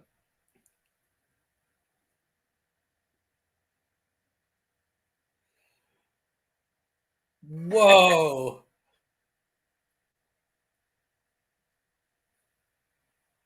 At Live 45, we at the trail ride on the flow. He's going to want to talk to the media. Up the road. Oh, man. Tom says it's a Christmas miracle. Oh. It is Christmas after all. It is. It is. That's wow. Trevor Lawrence with the gift. That's T-Law. What, you hit your head or something? No, just kidding. Wow. That just reminds me of when I was a kid. It must have been like middle school, whatever. Me and my friends were like watching a wrestling pay-per-view, and then like we started wrestling each other. And my best friend Steve, we were at his house. He ended up like falling and hitting his head, and he got hurt. And so like his dad like came over, was taking care of him, and he put like a cold beer on his head or whatever. And he's like, "Oh yeah, like why don't you have a sip of the beer?" And Steve's like, "Oh, okay." And then his dad went, "What, you hit your head or something? Like you can't drink." It was very funny. So I was channeling that. I'm not making fun of Trevor Lawrence for having a concussion. I apologize. That's a bad joke, but just heated in the moment. Yeah, I feel like it's one of those things like you can only make certain jokes if like a member of that community allows it. As somebody who has suffered from multiple concussions in my life, I'll allow it. I appreciate it. I think it's one of those like if he clearly was not healthy enough to play, it's not like, oh, I'll try it on game day, see if I can go. It's like, no, you're either all in or you're not playing because a concussion is very, very serious injury. Very much, yeah. Eater17 says, looks like White is actually going to try today. Cody Parrish with a great comment says, threaten to bench him every week. Devin White, get live. The discourse is going to be phenomenal.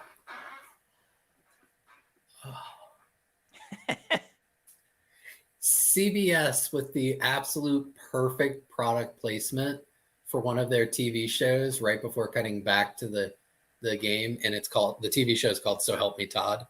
The TODD. Only thing that would have made it better is when they cut back, it was on Todd Bowles' face. Yeah. All right. Second drive for the Bucs. Chase Edmonds in a running back. Baker Mayfield still in at quarterback. They're going to run it with Chase Edmonds, who scampers up the field, finds the hole, and gets about 8 yards. What do you think? I like this comment from what? Let's find Devin White.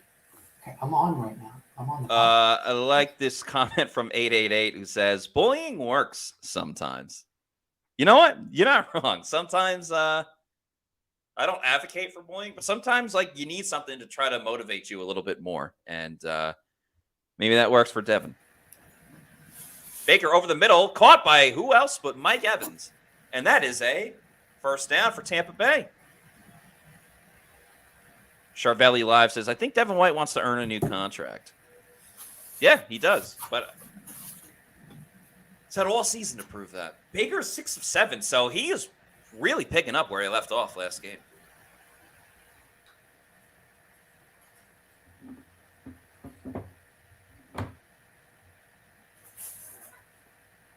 Baker under center this time. Play action. Voids the pass rush from Josh Allen. Hits Evans over the middle. Bucs are inside the 30.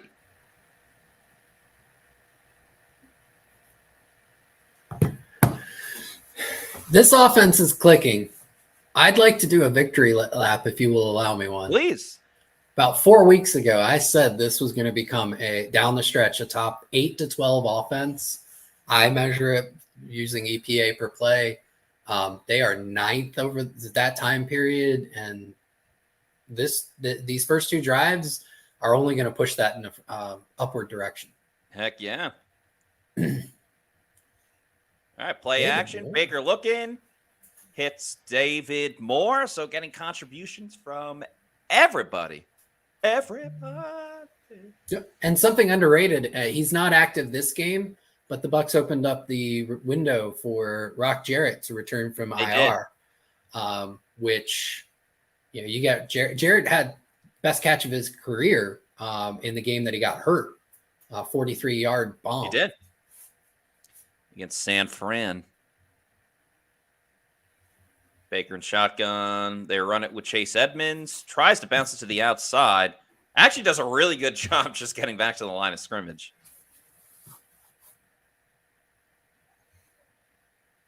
Can you believe the Detroit Lions have won the NFC North for the first time ever? That's since 1993. Well, no, there was no NFC North back then. No, that's true. It's the first time they clinched division since 1993. Yep. So it's been 30 years. Incredible. I was born in 93. The last time they clinched a division was Barry Sanders, and now they've made, like a documentary on Barry Sanders. It's been that long. Documentaries about him. 3, 2, 1 on the play clock. They get the snap off on this 3rd and 3. Baker pump fakes. Gets out of the sack. He's wow. Run, Baker. Grit, determination, spin move. Wow, he tried so hard to get that first down. It's probably going to be a holding penalty anyway. Ooh, so what do you do if you're the Jags? Do you accept it and make them run it again? Or do you decline it and force Todd Bowles to decide whether or not to go for it on 4th and short? Let's see. Yes, somehow got out of that one. Broke that tackle and a whoop! Got the one spin move out of the way. While we're waiting on that, and it looks like they're going to go to commercial. Yeah.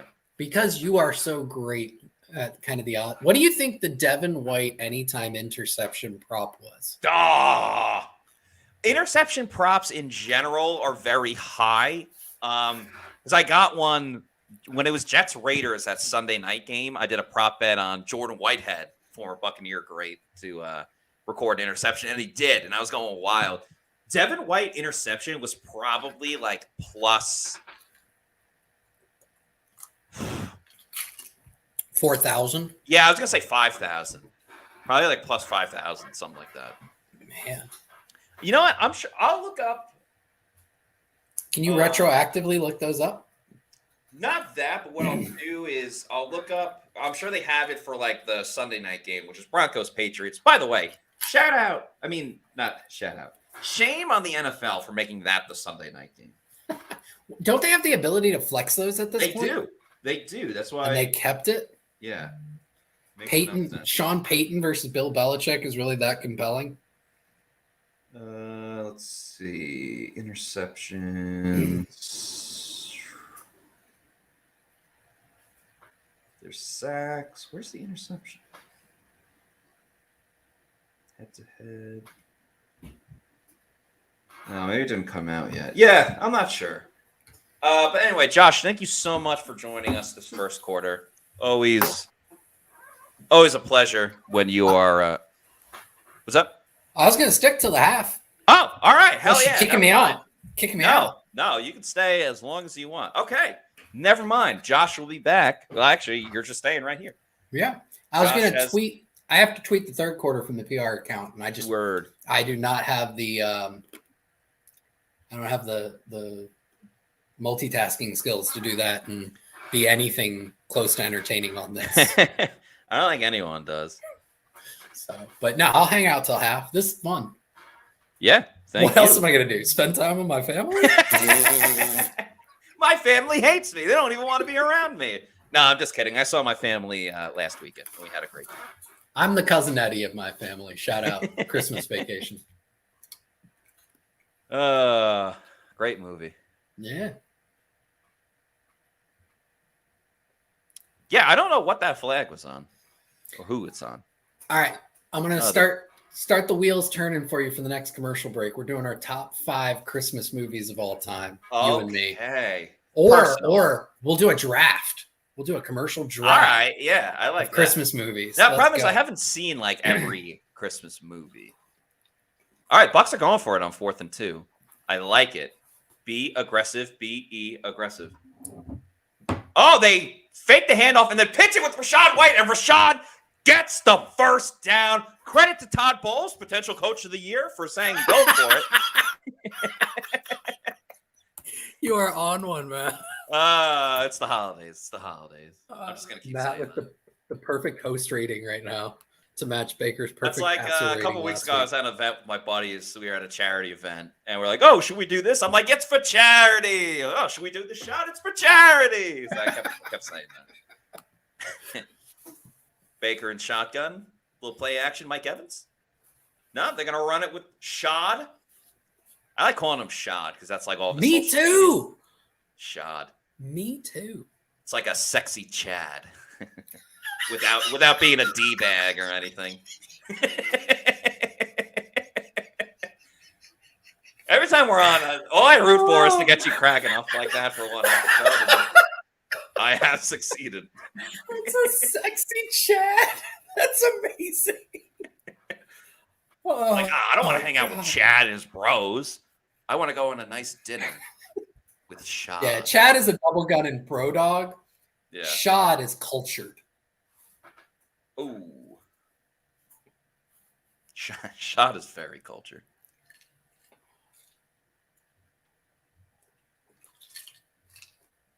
Okay, it'll be 3rd and 6 for the Buccaneers of Tampa Bay.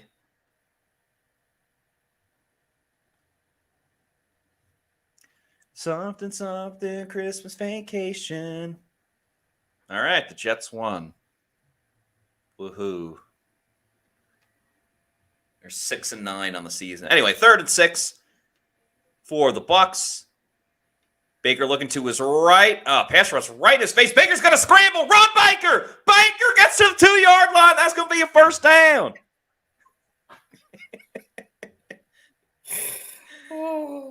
Baker Mayfield doing it with his legs. The guy has guts. Do you have it? Guts. Grit, determination.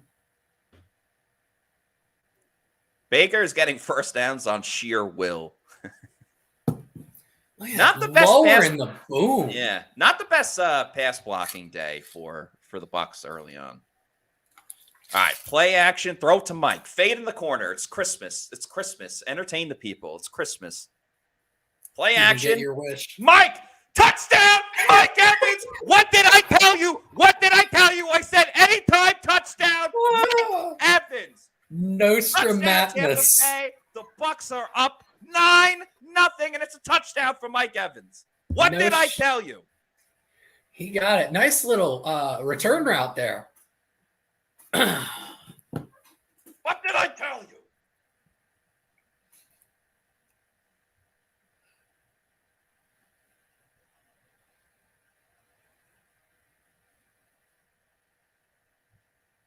Oh, I love being right.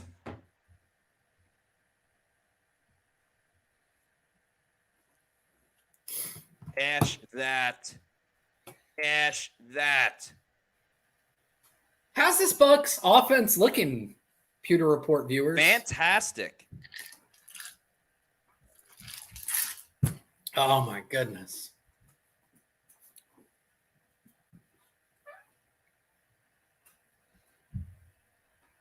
What did I...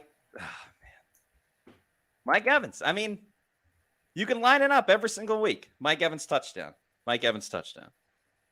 He's tied for the NFL lead with 12 with Tyreek.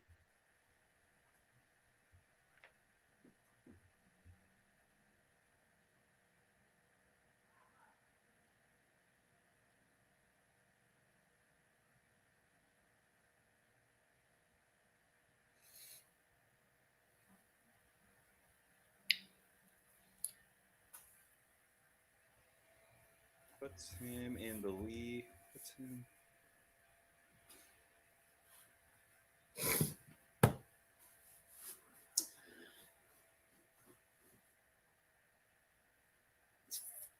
You know, I just thought of What's up? that touchdown was just straight Florida on Florida crime. It was. Oh my God, the Cowboys fumbled at the freaking goal line. Morons. That's all right. I have Cowboys money line. I parlayed Cowboys money line and the under in that game, so that's actually good. All right. Oh, we got to do our draft. I'm going to give you the first pick. You get the first pick for our Christmas movie draft. Let's go. Okay, so I'm drafting it off of like my personal favorites. I'm not specifically going just like what is universally considered the best. Well, that's the best way to do it, because then you can be judged on your personal favorites. Yeah, exactly. So with the first pick, I'm going to take How the Grinch Stole Christmas, Jim Carrey's version. Okay. The original one, I guess, is still on the board. All right. I'm going with a controversial first pick, because some people are going to wrongly state that this is not a Christmas movie, but give me Die Hard. Okay. No, I respect it. It definitely is a Christmas movie for sure. Thank you.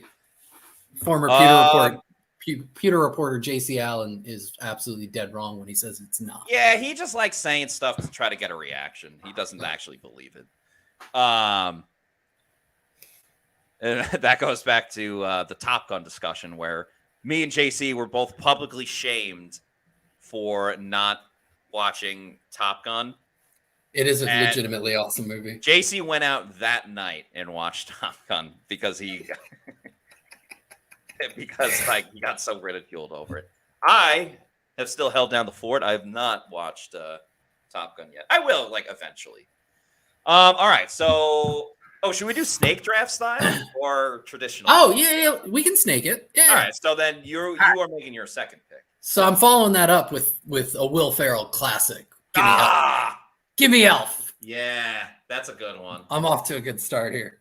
You are off to a good start. Okay.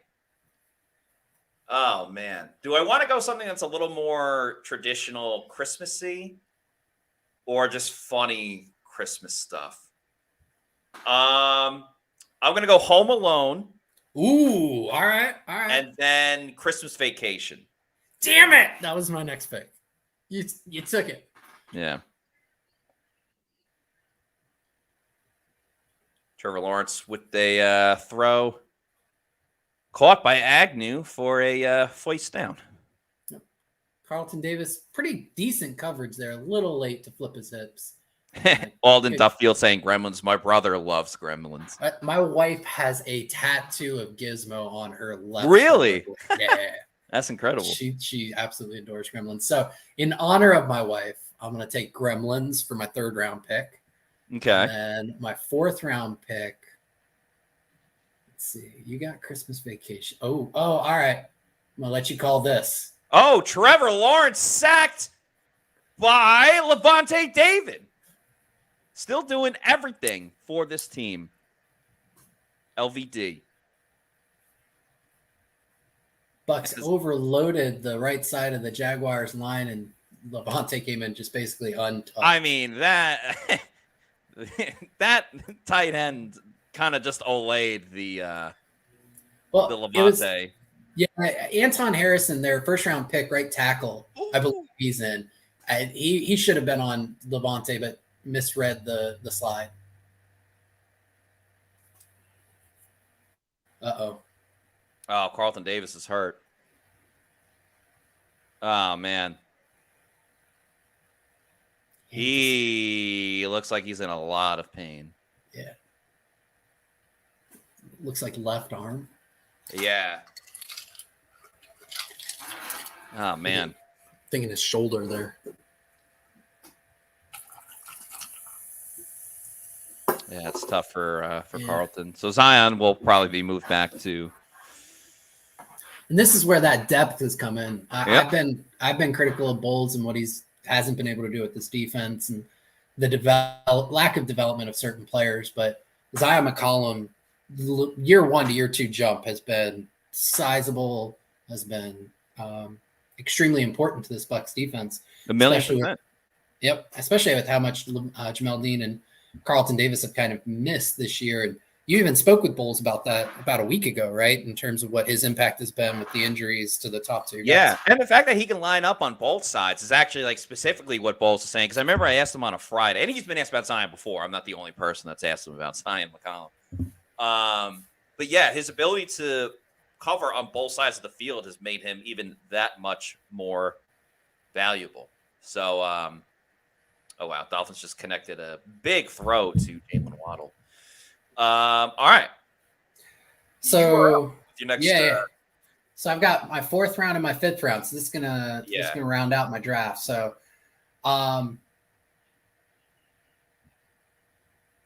Christmas with the Cranks. Good one. I haven't watched that one in a while. Yeah. And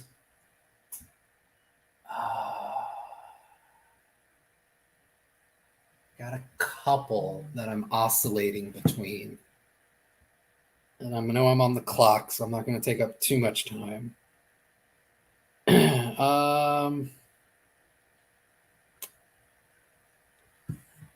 It's a Wonderful Life. Okay, see, that's one of those, I haven't seen it, so I can't really make a judgment one way or another.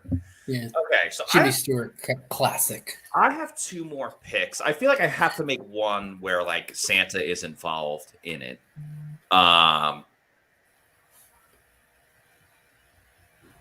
So because of that, I'm gonna take the Santa Claus. Tim Allen? Yeah, which I've only seen that one once, but it was good. The last one, I'm torn between either Four Christmases, which I think is a great movie with Vince Vaughn and Reese Witherspoon and Terry Bradshaw and Jon Favreau, or do something like OG Christmas, like a Rudolph. I think I'm going to go Rudolph. I'm just in that kind of mood. Tomorrow, it might be Four Christmases, but today at 4:45, it's Rudolph. I like it. Trevor Lawrence throws over the middle. Oh, my God. Wow. So open. It's like egregiously wide open.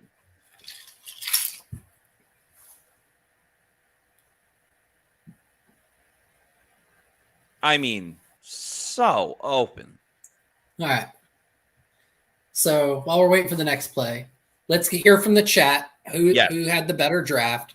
We need to get this up on Twitter. I don't know if you can do that. I can do that. And we Is need this to a get movie, Santa vs. Godzilla? Is there really? I'm putting this on my list of things. No, I need to watch this. I don't know if that's a real. I guess we could just I'll Google it next commercial break. Yeah. So we gotta get a poll going on Twitter.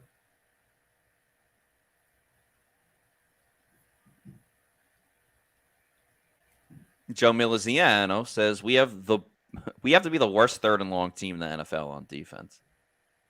Yeah, that was a 3rd and 12. That's bad. I can look that up at a break, possibly.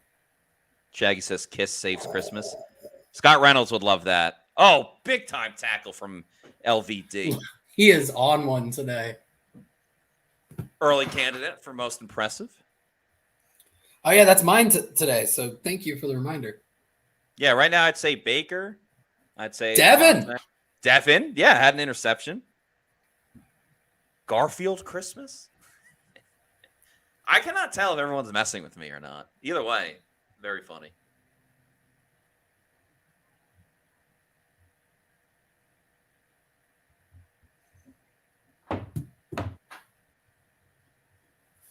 Third and 7, 9 minutes to go. Bucs blitz is in. Mayfield. Lawrence sees it coming, hits Cooks, and that's another first down. Bucs are not doing well in pass coverage. Not at all. Well, I wouldn't even say it's the players. It's the spot drop scheme. The Jaguars also know this defense very, very well, just like Mayfield's been carving it up because it's basically the same defense. And Wow. Little trickery. 0-on-0 crime. All right, everybody, Josh, yourself included. Everybody say it with me on the count of 3. 1, 2, 3. Yeah. Diaby. What a play. Yeah. Man, that's a loss of, Yaya, like in recent weeks, can be a little quiet with like getting after the quarterback, but he's still making the TFLs week in and week out. Well, the Buccaneers communications department just put out that's his 8th tackle for loss of the season, tied for the most by a rookie this year. Yeah. There you go. All right, 3rd and long. This is big. Bucs. You cannot allow a conversion on 3rd and 20. So do you think they allow a conversion on 3rd and 20? I think they might. I'm telling you right now, I'm throwing my Santa hat if they allow this 3rd and 20. Wow, we still need a $20 or more super chat to get you singing some carols. Let's see what the Bucs do. Because a sack here knocks him out of field goal range. All right, short completion. Tackle made. Nice job by Christian Izzy, and that is not going to be an easy field goal attempt if they go for it. He is one of the most willing tackling cornerbacks in the NFL. Isn't always fantastic at it. He's got a pretty high missed tackle rate. Yeah. But nobody sticks his head in faster or harder than Izzy among DBs, in my opinion. All right, Jack. Jack's going to line up for this one. Brandon McManus, 0 for 2 last week. 52 yards. I thought it was much further than that. The wind, it's no good. No good.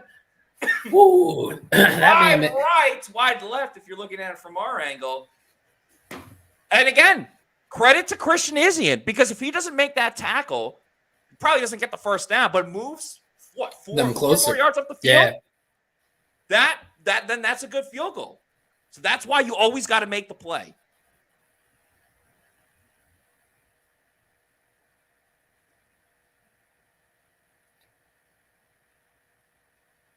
All right, Matt, you drafted the Grinch, Jim Carrey's Grinch, Home Alone, Christmas Vacation, The Santa Claus, Rudolph.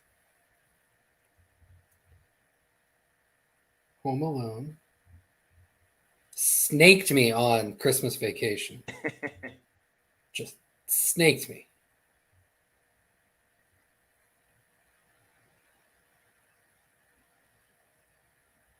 The Santa Claus, and what was the 5th? Rudolph.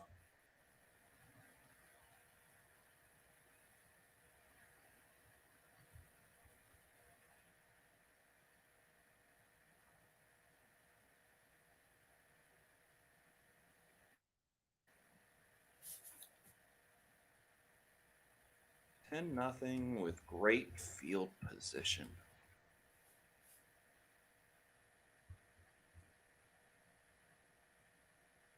Let's go. Get some Rachaad White receiving yards on this drive.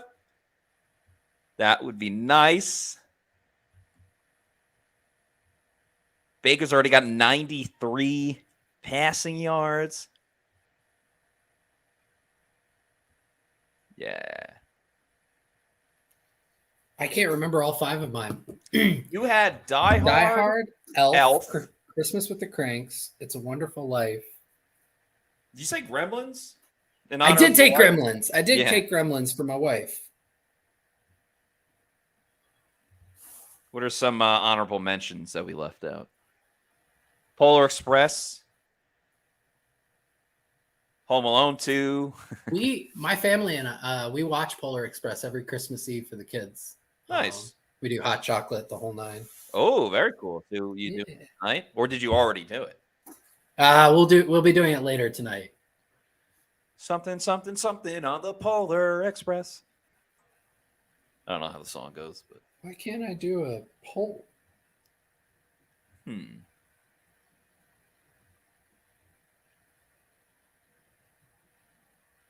Maybe you can't do a poll as part of a quote tweet. Maybe I just need to. Yeah, I don't know. All right. There we go. A couple more receiving yards for Shad, aka Sexy Chad. Oh yeah, Muppets Christmas Carol. Yeah, that one's pretty good. Or just a Christmas Carol in general. Baker pump fakes, throws, caught by Rachaad White, who heads up the field. Truck stick. Oh, does that put him over 25 and a half receiving yards?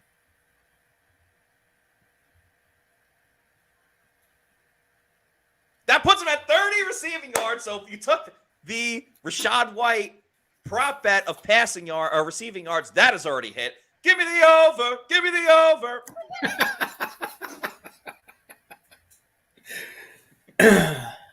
All right, I've got the poll up. Okay, cool. We'll see how this goes. I feel like I'm going to take some hate for the for Die Hard from those who say it's not a Christmas movie. We are 2 minutes into this, and you have a 3-2 lead. Oh, cool. I will retweet it in a second.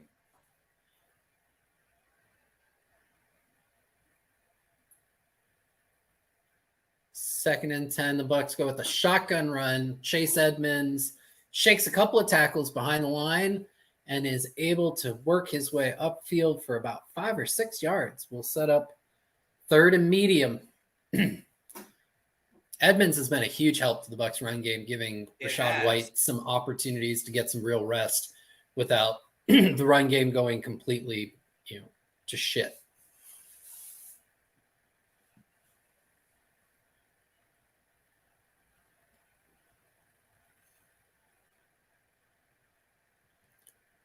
Baker back, shotgun, tries to find Trey Palmer over the middle. Really, really tight window of throw. Palmer's not able to bring it in between 2 or 3 Jags defenders. And this will bring up 4th and 5. Yeah, I don't know if Baker expected that that safety to click down so hard. That was a good play by the defense. Harold and Kumar Christmas, says Rich Jr. I haven't fully seen that one, but I do love the Harold and Kumar movies. Demon Murphy says Trading Places, which I have not seen, but Scrooge. Oh, Trading Places. Absolutely. Bucs are going for it on 4th and 5. Baker throwing it down the field for Mike Evans. It's incomplete. All right, Bucs trying to stay aggressive. Who is this head coach? I appreciate him going for it. I love it. Hold up. Not so fast, my friends, as Lee Corso once said, and I think it's going to be on the Jaguars. Roughing the passer. It's a roughing the passer. So when you, and I'm talking to you, get named NFC Offensive Player of the Week, you start getting calls like that. Oh, well, it was legit. That was helmet to helmet. Damn. Biker taking hits like that. And he got right back up, says, hit me in the head. So you're not allowed to do that. No.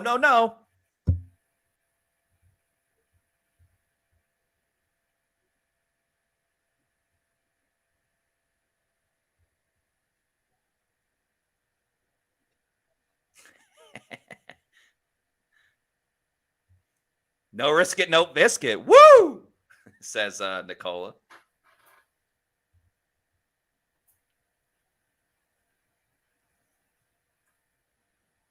All right, Bucs in scoring contention again as they run it with Sexy Chad.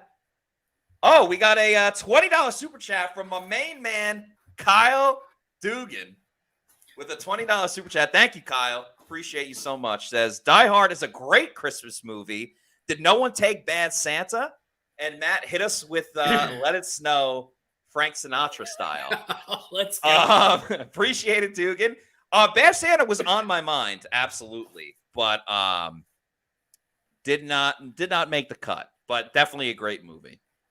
All right, next stoppage of play, I will sing Let It Snow. I'm trying to think of the words in the moment as they pitch it to the outside for Rachaad White. Going to go for a loss of yards, so the only thing I could cheer up Bucs fans now would be my singing of Let It Snow. Get a little snapping going, because that seems... I don't know if you can really hear my snapping. Oh, the weather outside is frightful, and the fire is so delightful. And since there's no place to go, let it snow, let it snow, let it snow. When we finally kiss goodnight. I know I'm skipping around. Oh, I hate waiting out in the cold. But if you still hold me tight, all the way home I'll be warm. Let it snow, let it snow, let it snow. Very nice. Thank you so much, Kyle Dugan, my main man. Love you, dog. Appreciate the $20 super chat. And yeah, thank you so much. But yeah, Die Hard, definitely Christmas movie. Bad Santa, very, very, very much in the in the discussion. Kate Otten with some fancy footwork to turn what would have been a 5-yard gain into a 6-yard gain. By the way, Jameson with the $1.99 super chat says, when did Levante get tatted up? I don't recall. And Money Chase McLaughlin. Listen, I know you're a Jake Camarda guy, and there's no reason not to be. But like Chase McLaughlin should be in the Pro Bowl. He should be in the Pro Bowl. He's been exceptional this year. Agreed. Fully agreed.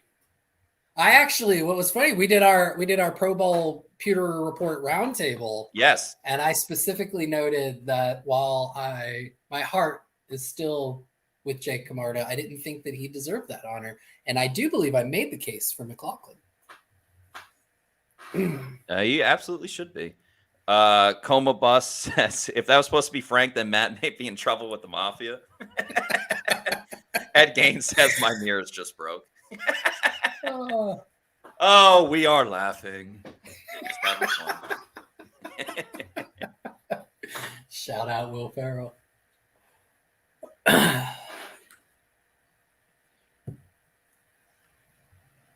Wow. Can you guess how many votes we've already gotten on the poll? 100. 8. Oh. A little bit off. Missed it by that much. But you are in a commanding lead, sir. 75% think you had the better draft. Last time we drafted, you won the poll too. Do you remember the last time you and I did a draft? The Bucs all-time team? Yeah, you won that one. I just make a great GM.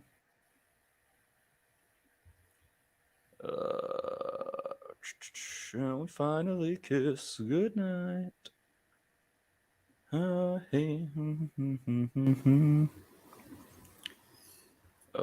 let's post this from the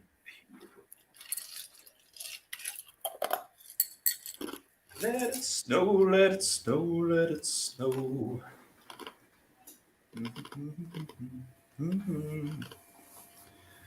Yeah, that's gonna be stuck in my head. I'll get the next one if we can get another $20 one before half. All right.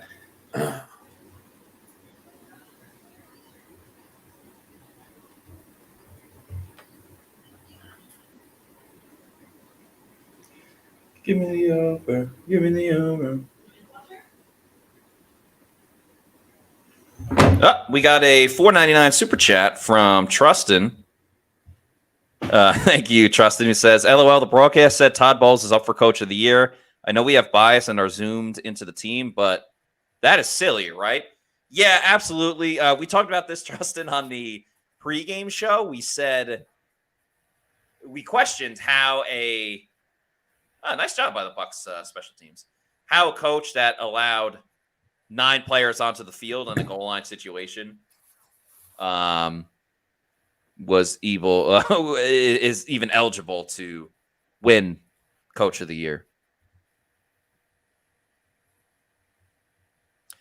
Some kind words from Byron Leftwich, who says, prayers with SR, guys. Hope he knows the Pewter Nation is thinking of him. Yeah, appreciate everyone's kind words, as Brian Molinaro says. Indeed, Leftwich. Yeah, thank you to everyone that's really sent out their kind words and condolences and everything to Scott. I know he really appreciates it. And he's actually at the game right now, so he'll be on for the Pewter post-game show that will be taking place later. But yeah, very much thank you guys. I know it means a lot to him. Wow. There's 2:19 to go in this half. The Bucs are up 13-0. I got to change that score.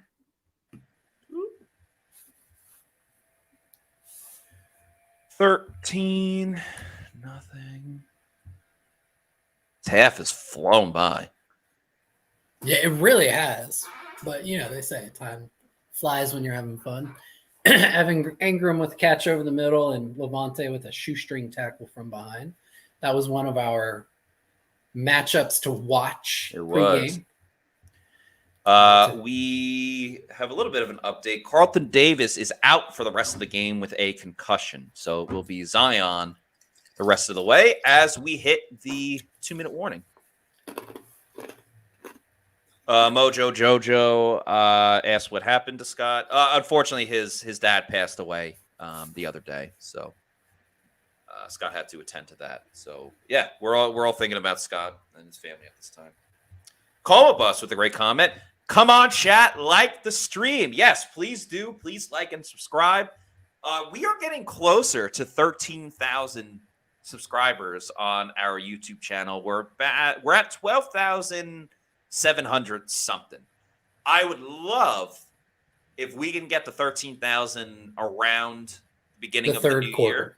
Yeah, around the third quarter. That would be ideal. So tell a friend to tell someone else. But yeah, we appreciate all your guys' support. Please like, subscribe, leave a comment as well. Even if it's after, even if it's like, damn, the Bucs balled out. Because that stuff helps with our audience, with our numbers, all that stuff. So yeah, appreciate it. Yeah, so we'll see what the Jags can do on this drive. They do get the ball to start the third quarter, so keep that in mind.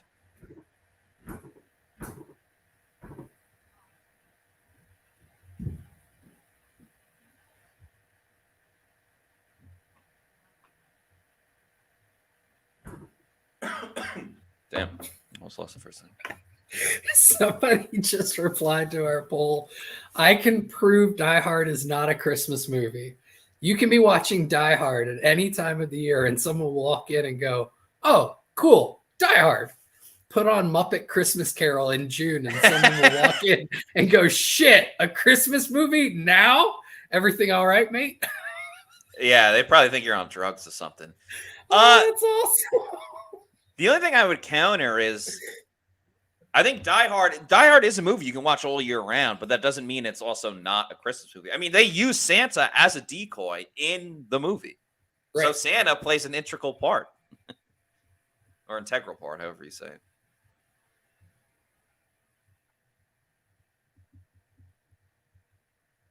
I would love for Curtis Dixon Park. He's a little shot to the city in between plays. Oh, and Santa's at the game. Very cool.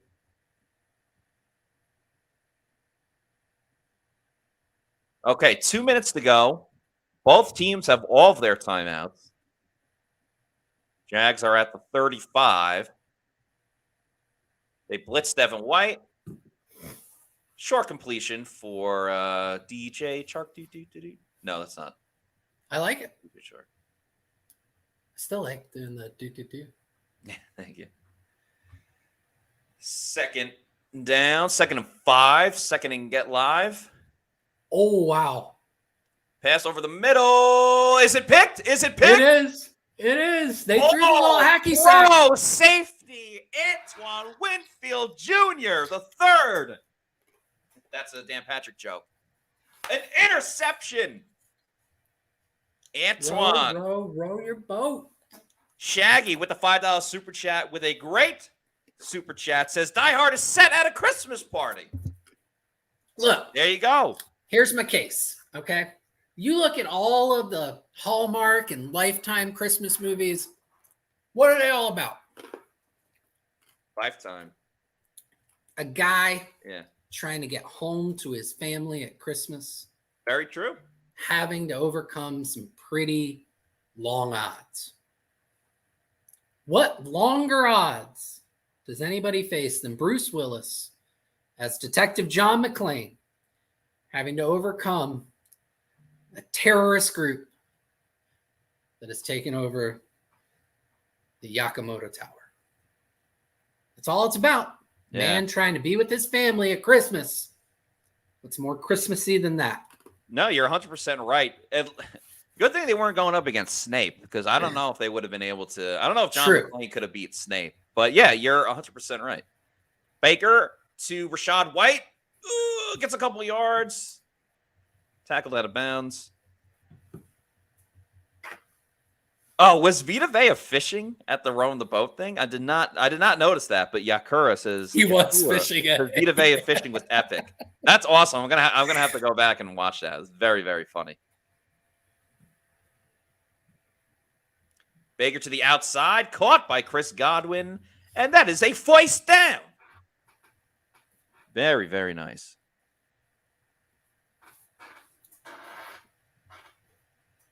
John McClane originally played by Frank Sinatra. Oh man! All right, 1:25 to go. Bucs still have a ways to travel before getting into field goal range.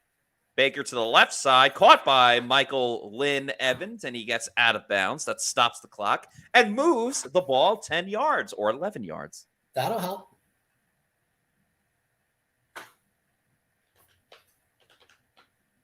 By the way, it's 7-3 in the Cowboys-Dolphins game for anyone that's watching that one.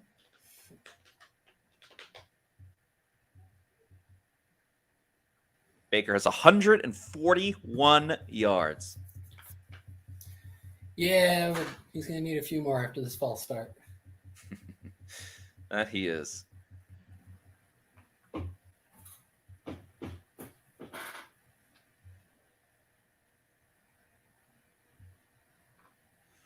All right, I just need Baker Mayfield to throw for 235.5 yards, and all of my Bucs picks that I tweeted out will hit. So let's go.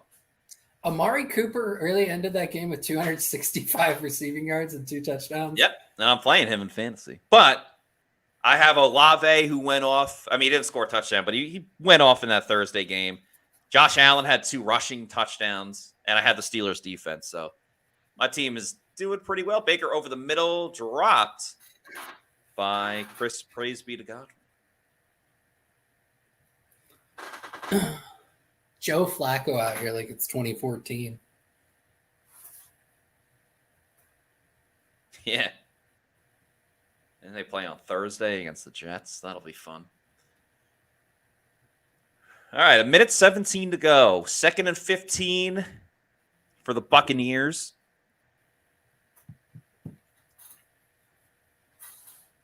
The almanac that is Greg Allman put out that the Bucs have not had 2 interceptions in a game since week 3. Wow. That ball's caught by Tampa Bay Trey Palmer, having a very nice first half. And he's out of bounds.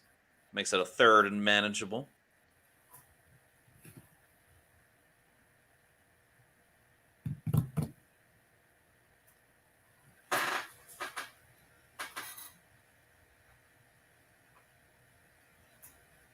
Yeah, even a field goal here would be big because it would make it 16-0, which, of course, would force the Jaguars to go for 2 twice.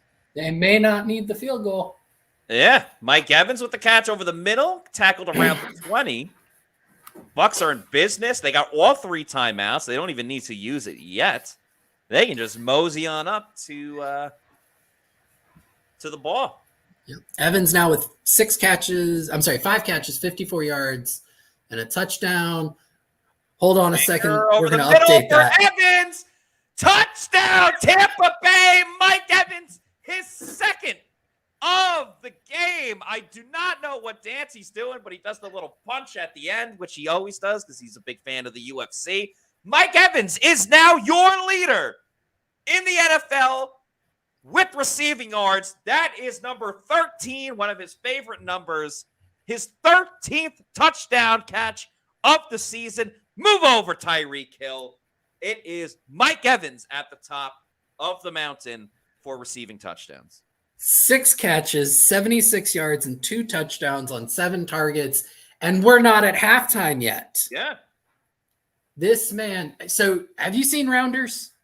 No, you told me to watch it, and I will. Oh, you've got to watch it. There is an amazing, it's a GIF, as a matter of fact, at this point. John Malkovich playing a Russian mobster. And my accent and impersonation is going to be terrible, so please don't judge me on it. But pay that man his money. Yeah.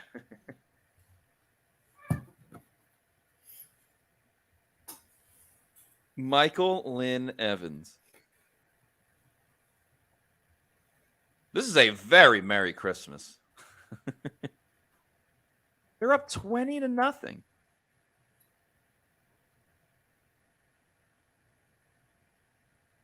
$20-0.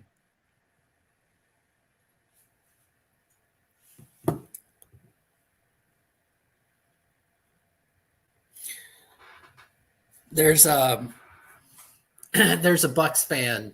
You may be familiar with them online. Ken Barrett. Yeah, I see his stuff. So Ken's been very vocal that he's not a big Baker guy.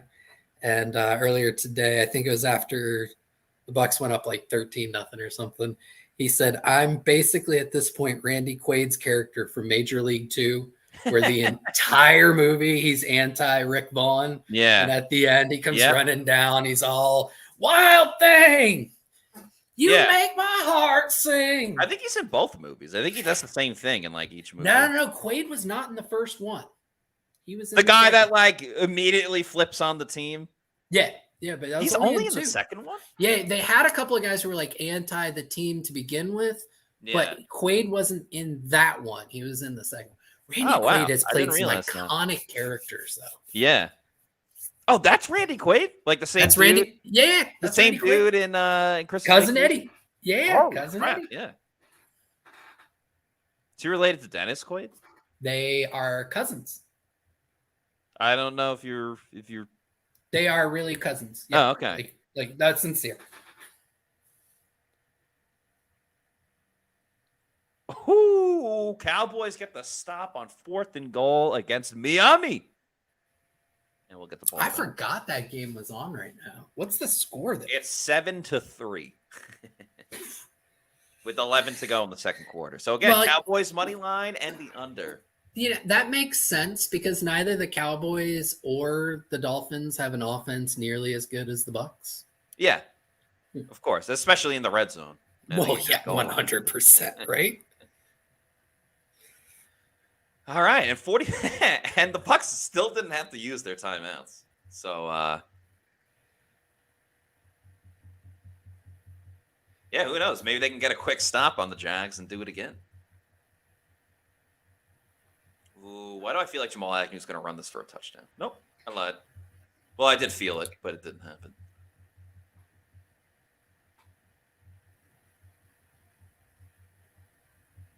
Oh, it is a holly jolly Christmas. I mean, there's still the second half, and we've seen the Bucs blow. You're going to put that out in the ether, aren't you? Well, I mean, that's just that was only the Tom Brady era, not these Bucs. Ah, the cameraman wearing the slime hats. That's funny. So funny. Okay, 40 seconds to go. Jags are throwing. T-Law over the middle. Zion in coverage. Looked like that ball may have gotten knocked down or something. Yeah, Calvin Ridley's done nothing in this game. Everyone else is getting involved, just not Calvin Ridley. And again, like that play took 3 seconds. Mm-hmm. So you get another stop timeout and get another stop timeout. Well, I think those stops would probably stop the clock anyway.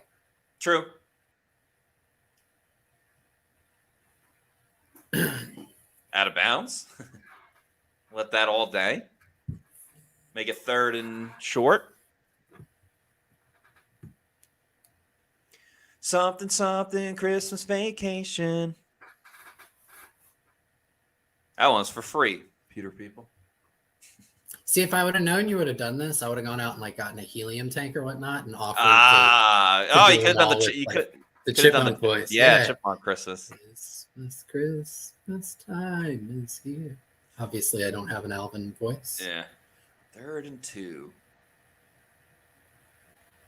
And Devin White blitzes. Oh, a sack for Antoine Winfield Jr. That's all pro safety. Antoine Winfield Jr. Timeout, Todd. Todd, use your timeout. He's not going to do it. He's not going to do it.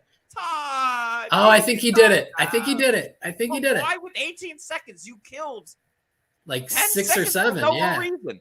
Okay, and he's down. Timeout.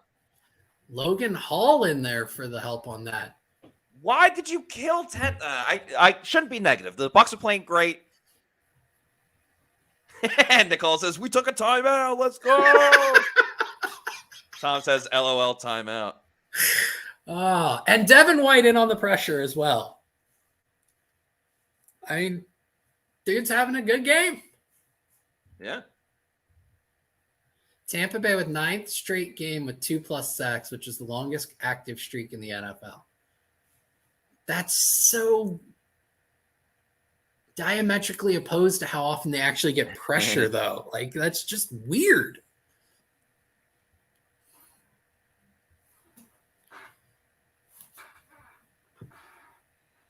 All right, Devin Tompkins. Let's get silly. Yeah, that's silly. That's silly, too. Hold on to the football. All right, I'm fine if they just take a knee.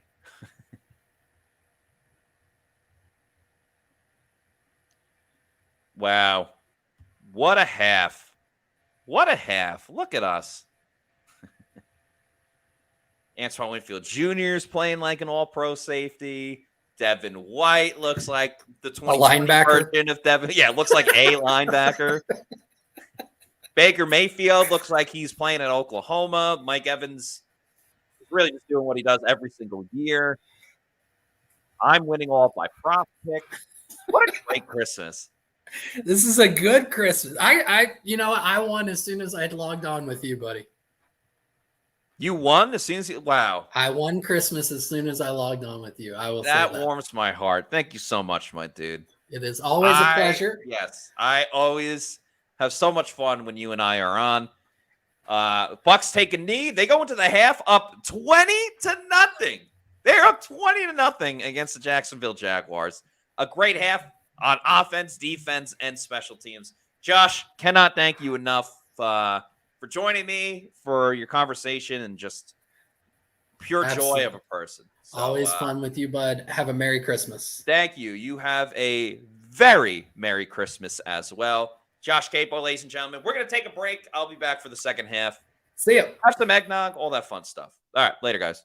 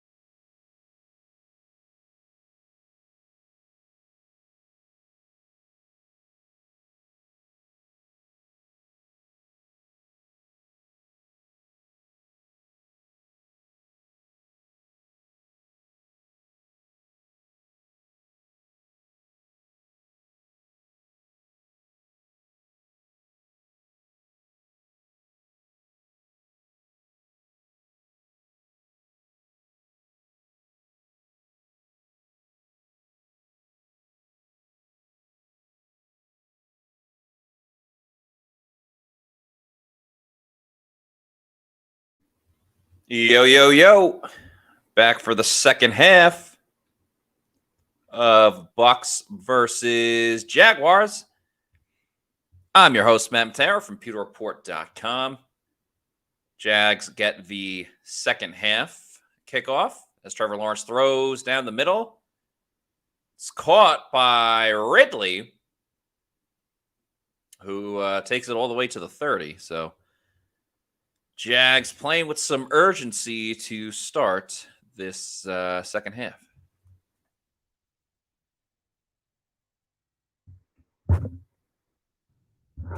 Hope everybody enjoyed their halftime.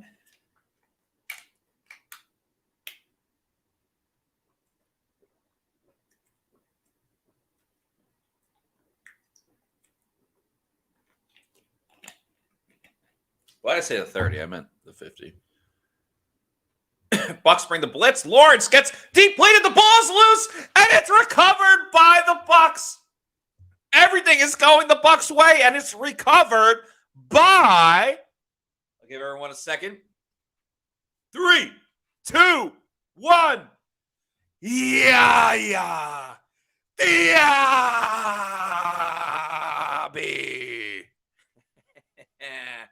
Devin White in on the play again?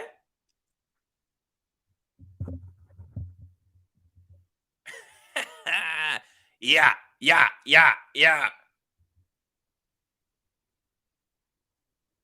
Man, that was great.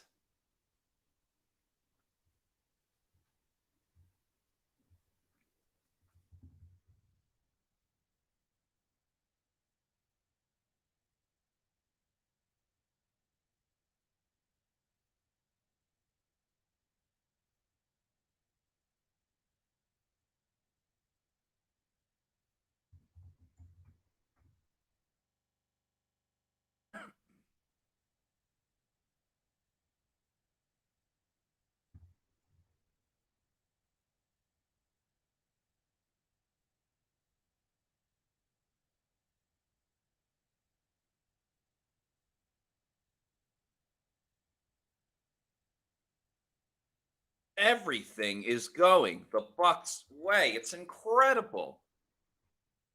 Increíble. Jeff the Champ says, if we play like this, we can be dangerous. Yes, they can. Baker. Oh, yeah. That was actually smart play by Rachaad White dropping that one. Nicola says, did anyone notice Izzian absolutely blowing past the running back? So good at rushing, too. They've blitzed him a lot. Yeah, Devin White has looked real good today.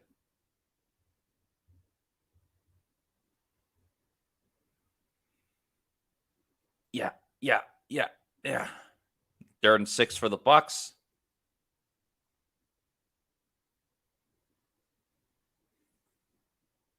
Baker's throw is caught by Trey Palmer. I don't know if they're going to give him the first down.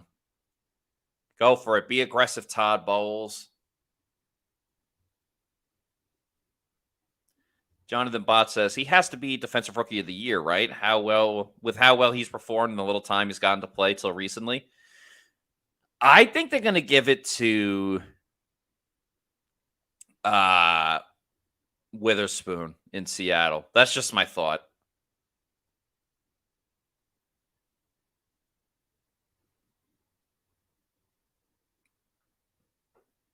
Okay, they gave the Bucs the first down. Very nice. Chris Godwin goes in motion as well. Baker throwing down the field, looking for Payne Durham. It's caught. And he's out of bounds at like the 2. Nicely done by Payne Durham. Wish he could have got in, but nonetheless, great throw by Baker. Great catch by Payne Durham. Little wheel route by Durham. Yeah, down at the 2. All right, Bucs in shotgun. On 1st and goal at the 2, they're going to run it with Rachaad White. He spins towards the end zone. Did he get in? They're calling it a touchdown. The Bucs on their first drive of the second half, capitalizing on the fumble by Jacksonville, punch it in the end zone. Rachaad White Everyone's having so much fun, and the Bucs are up 26-0.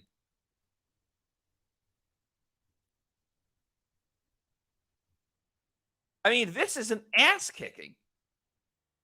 This is a flat out ass kicking. The only thing that's going to hurt Baker Mayfield's passing yards is the fact that it's such a blowout.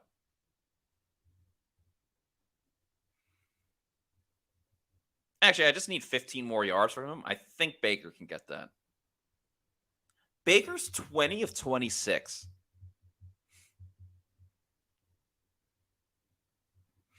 Bucs only have 46 rushing yards, but who cares? They've moved the ball all over the field. Receptions have been all over the place, too. Mike Evans, 6 for 76 with 2 touchdowns. Trey Palmer has 4 for 42. Rachaad White, 5 for 35. Chris Godwin, 2 for 28, but he's averaging 14 yards per those receptions. And then Payne Durham, David Moore, and Cade Otton all with 1 reception. So contributions everywhere for the Bucs.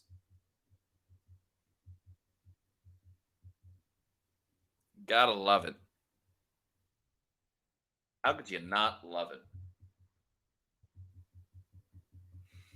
It's snowballing, baby. That's true. The snowball effect.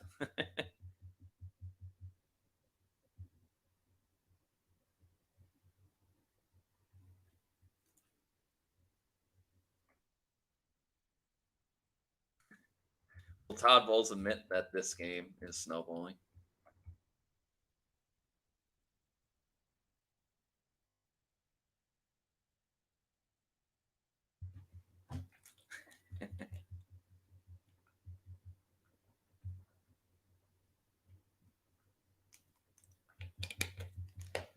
That's a good call.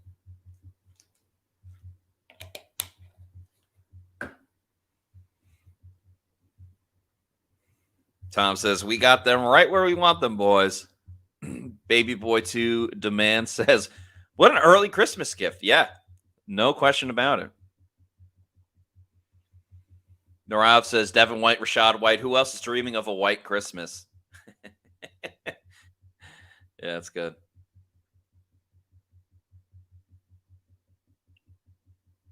Angelina S. says, hi, everyone. Merry Christmas Eve. Late arrival, but I've been watching the game.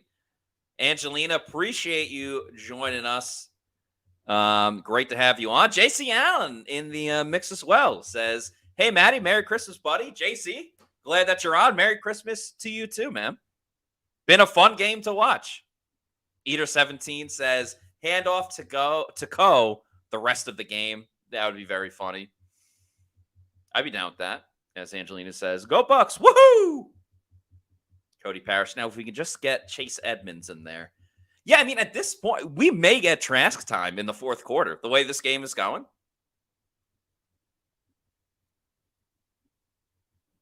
MJRVI says, that's it. I'm calling it Baker Comeback Player of the Year. It's still going to go to Damar Hamlin, but I think he would get second place. Pete says, is this officially a blowout? Yeah, I think it has to be.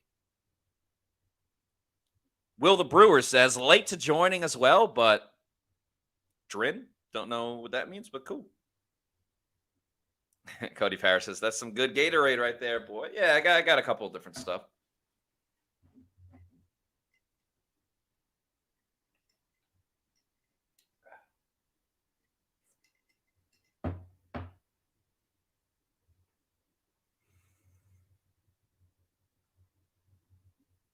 Narav said, USF dropped a shutout in their bowl game. Now that's a great point.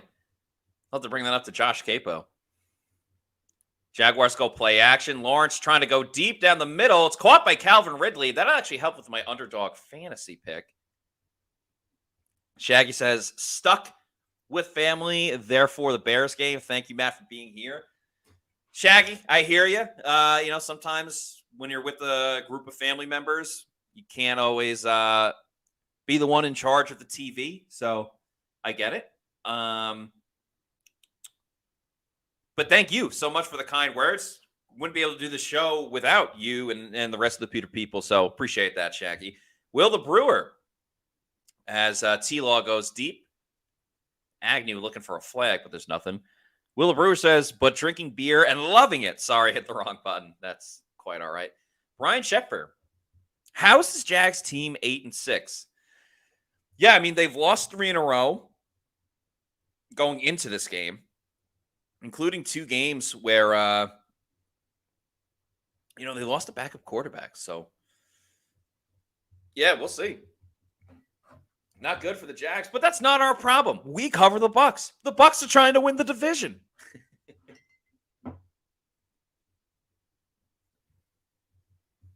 Lawrence to the right side. Missed tackle by Zion.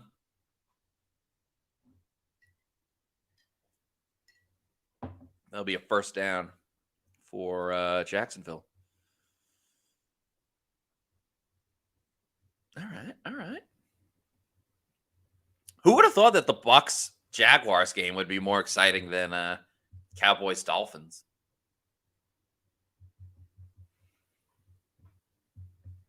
Greg Gaines in the game. Logan Hall. Jaguars trying to get into field goal range. Lawrence throwing to that side. A little too high for Agnew. They'll make it 2nd and 10.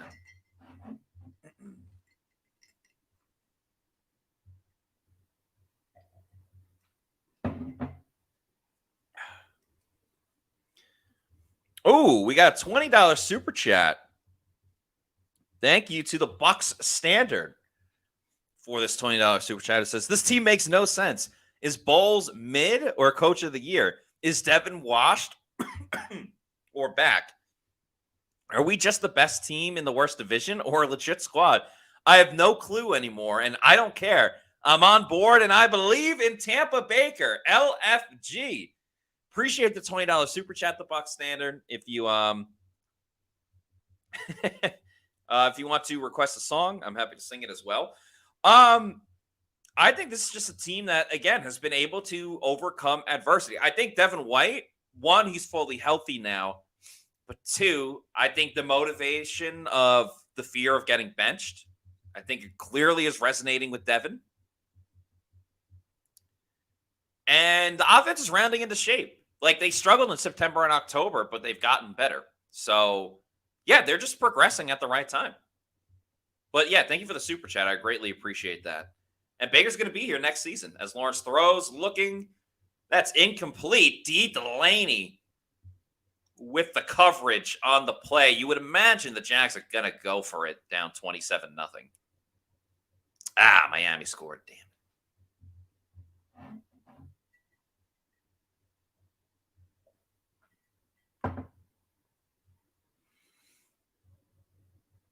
I need the Cowboys to win.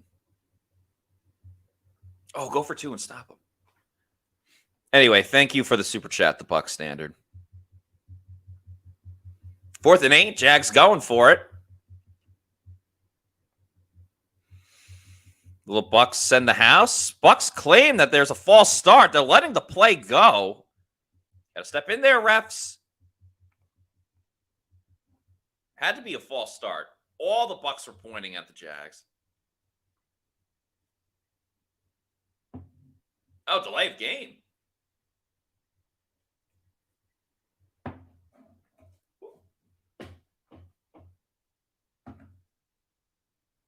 Lawrence T-Law wanted a timeout.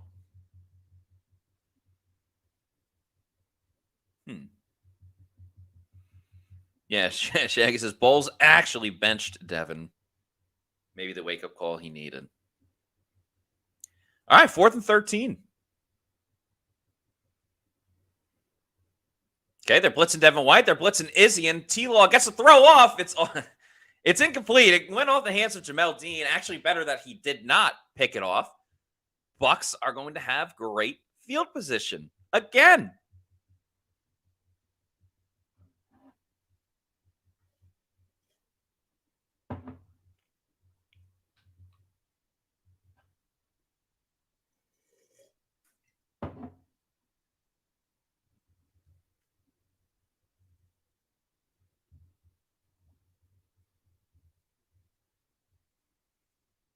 The Jags are imploding. They absolutely are.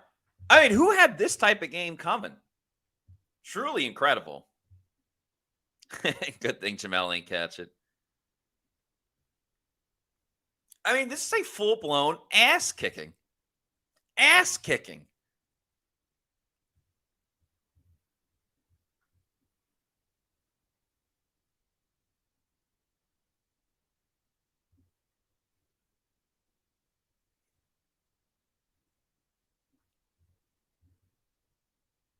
Lee White says, Merry Christmas from the UK. Go Bucs. Lee, thank you so much.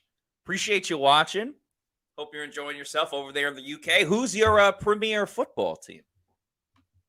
Curious to know that. I've been getting into the Premier League more. Shaggy says, Bucs plundering the booty. MJRVI says, guys, are we legit or do the Jags suck? I've always felt that the Jaguars were overrated. I've been on the record saying that. I think the Bucs are somewhere in the middle of that. Paul, we haven't won yet. We need the passing yards from Baker. And the way this game is going, Baker ain't going to play in the fourth quarter. Yeah, it's going to be trash time eventually.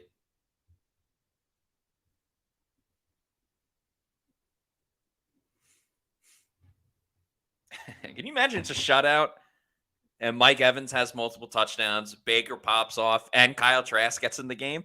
It will legitimately be everything that a Bucs fan has asked for.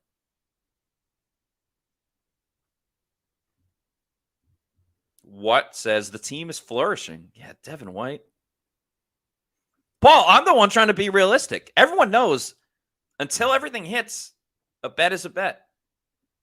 Lee White says, Leicester City. You got to know who they are now, not in the Premier League. Yeah, they won it a couple years ago when no one expected it. I don't know how you say that name. I'm a fan of Tottenham, so go Coys. All right. Bucs will run it with Chase Edmonds on first down.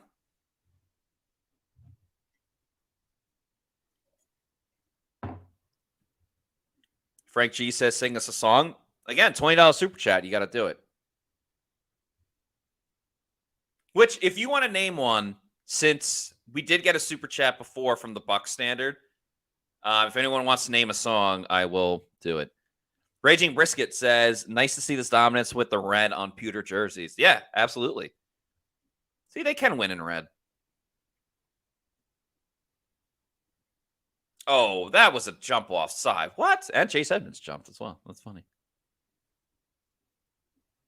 Santa Baby. I don't know the words to that one besides just Santa Baby.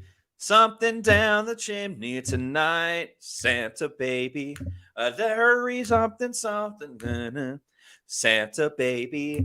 Something Christmas tonight. That's really all I know. But anyway, thank you. Trustin Vorbeck, thank you for the 1999 super chat. Says, Matty Diamonds, I have a 9-leg parlay. I hit 8 of the legs. All I need is Chris Godwin to get 29 receiving yards. It sucks. We're up so much that he might not hit that, but let's hope for the best. Win 1,900 off. Oh, Chris Godwin just made a catch. Did that just go over right there, Trustin Vorbeck? Win 1,900 off of a $35 bet. Yo, Trustin, that is so awesome. Did that just hit? Did you just hit on that? That would be so sick if we're watching this live. I'm rooting for you hardcore, Trustin. And I think we just went over with the Baker passing yards. Did we just go over on the Baker passing yards? We're at 235. We need one more yard.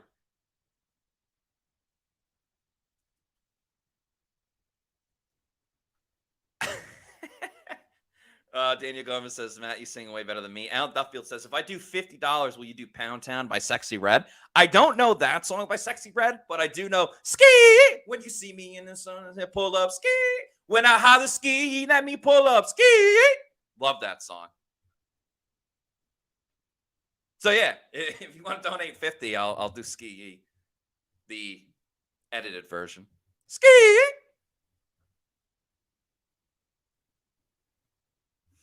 Suicide Center riding dirty. Let's go. One more yard from Baker. Rafa 1589 says, Merry Christmas to everyone. What a victory. Go Bucs. Hi from Madrid. That is that's awesome. You're watching from Madrid. Rafa, thank you so much for watching. Nicole says, Bucs are so good. This man is singing Sexy Red. And finishes it with, this is great. Yeah, I mean, this is great. Bucs are up 27-0. Oh, Tristan says, I need 14 more. All right. Maybe you got another one. Maybe just throws a touchdown to Chris Godwin on display. Baker to Rashad White. Just gets the first down. Nicely done. And that's over on the passing yards for Baker Mayfield. So, Rashad White over receiving yards. Mike Evans anytime touchdown. Baker Mayfield over on the passing yards. What did I tell you? All three hit. Give me the over. Give me the over.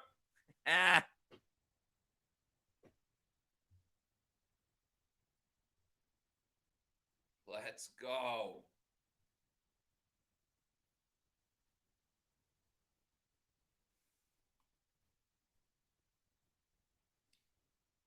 Over 235 and a half minutes.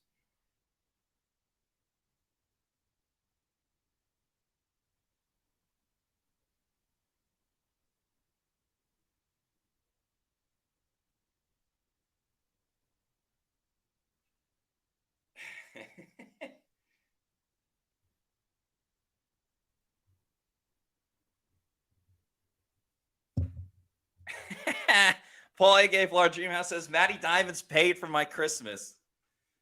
Oh, I love hearing that. So happy for you, Paul. Appreciate all your support, my man.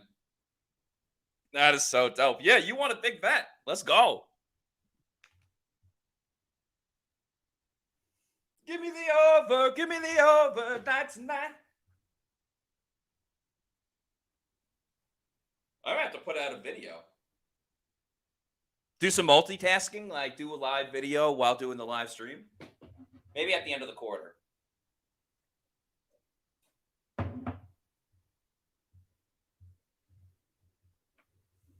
That's the night. Yeah, Baker's at 238. Let's go.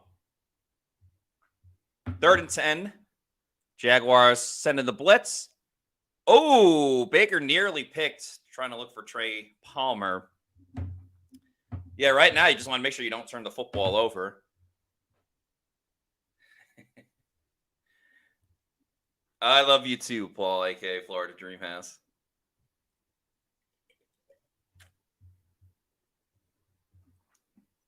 Give me the over. Give me the over. Night tonight.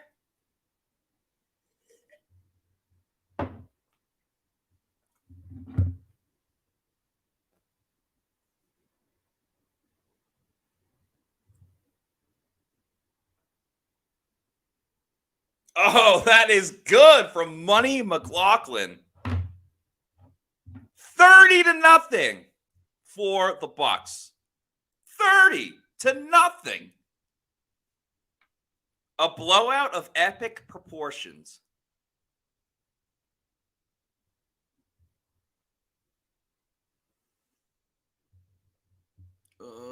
Yeah, there we go. 30-0.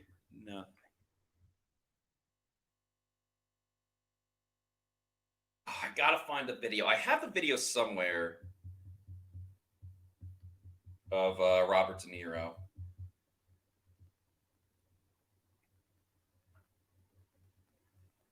What did I tell you? Sorry, I'm gonna look for this for a couple of seconds. Don't mind me. Favorite.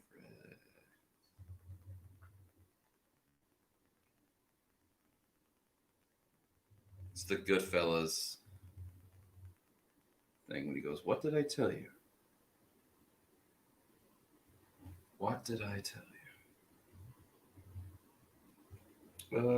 Videos.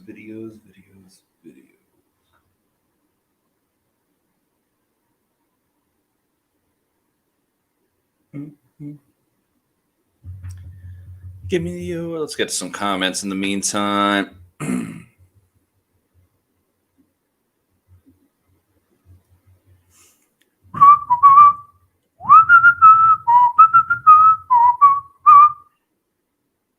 I want 2 sacks from Kancey.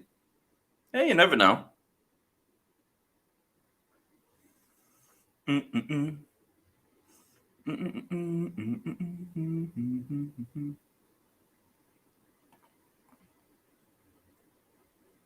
What did I tell you?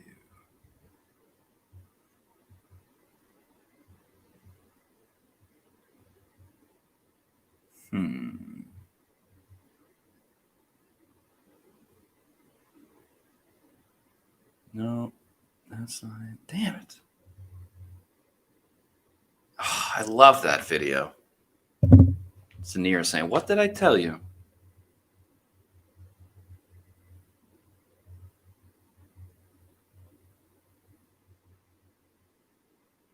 What did I tell you? Another Mike TD, why not?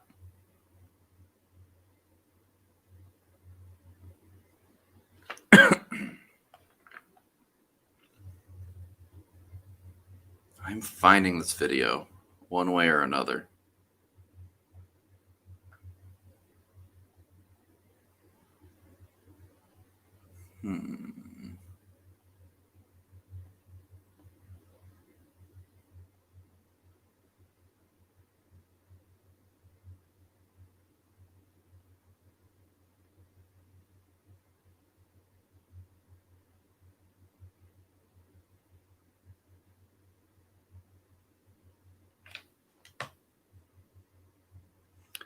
Apparently the CBS broadcast is bad. That sucks. That sucks. Damn. Thought I had that video. Dumb. Yes. All right. Save video.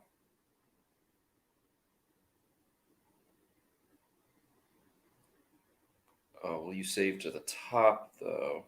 Yes. All right. We are in business, ladies and gentlemen. I found it.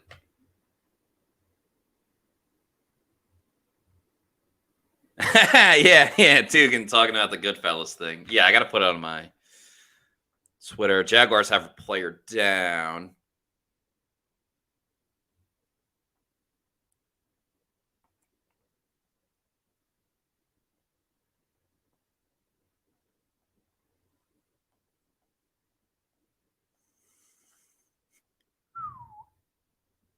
Okay. All 3 have hit.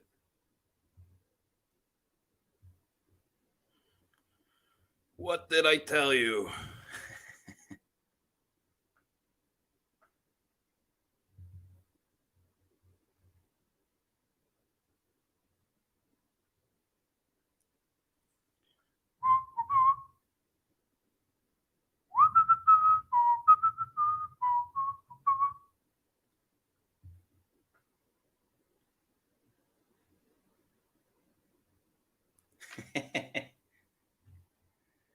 Oh, let's go. What did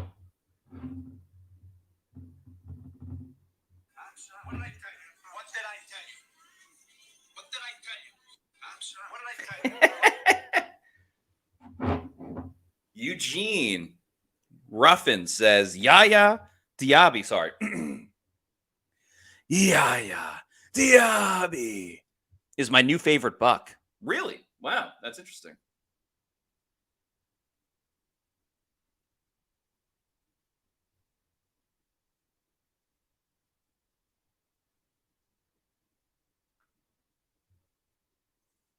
Rashad White, baby. That was a good one. Spirit Doe says, I'm loving this game right now. I think every single Bucs fan should love this game. Daniel Gomez says, is this win streak since we have CBS? You know, I was actually thinking about that the Bucs have been on a lot of CBS games recently, and they've been winning. So definitely don't change it. Okay, $9.99 super chat. Trustin. I hope you hit your parlay, Trustin. I really do. I have Bucs money line, Mike Evans and White touchdown, Baker over passing, Baker over 1.5 touchdowns, Rashad White over 25 receiving yards, Mike over 66.5, Chris over 56.5, Rashad over 3.5. All the legs hit except Godwin. We need this. I really want you to hit that, Trustin. Thank you so much for the $9.99 super chat. I will specifically and explicitly be rooting for that. When the Bucs get the ball next. We'll see who's in that quarterback. As Jeff the Champ says, Matty Dimes is getting loose on the game day show. Hey, I'm just having fun. Ooh, that looked nasty for Calvin Ridley. Having fun.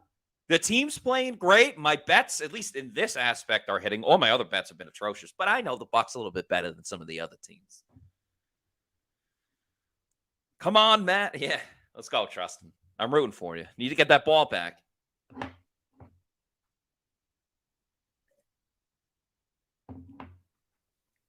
Oh, Lawrence almost sacked. That ball goes incomplete. It'll be 3rd and 1. Rafa says, after this game, I imagine Baker has a new contract. Yeah, you can start writing it up. Hope we keep them at 0. Yeah, I mean, you're at the point where the Jags aren't going to settle for a field goal or anything. By the way, I had Bucs -3, and I had the under of 41. We'll see how this game goes. Eugene says, Pewter Report, best Bucs podcast. Thank you so much, Eugene, for saying that. We really appreciate that. We will have the Pewter postgame show coming up. Albert Vonka, CZK, $50 of, I don't know what revenue that is, but Albert, thank you so much for the super chat. Says, if these teams win their division, I'll win $3,500. That's very cool. Dolphins, Ravens, Chiefs, Eagles, Lions, Bucs, 49ers. Holy smokes. All right, so all you need, I mean, the Dolphins are literally playing the Cowboys right now, so they can do you a favor. Oh, ball's up in the air, incomplete. You think the Jags will go for it on 4th and 1? Yeah, I mean, 49ers are going to win their division easily. Lions, I think the Lions just clinched their division. Dolphins play the Bills the last week of the season. That'll be important. Ravens got to worry about the Browns a little bit. But yeah, that would be great, Albert. Thank you so much for this super chat. Trustin from the $1.99 super chat says, Matt, add me into the pod. Let's take a shot. I can't do that right now, Trustin. But if we do have fans on at some point, which I'll talk to Scott about that, then yeah, we'll have you on. But I don't think we could do that right now. I appreciate it, though. Maybe check. Yeah, I don't know. Cody Parrish says, anybody else going to be up till 4 a.m. ramping presents, loading up on Celsius Mandarin Marshmallow? Great flavor.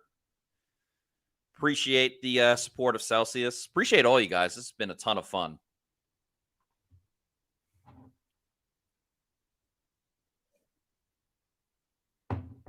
Yeah, they just showed Antoine Winfield Jr. on the side. That is no bueno.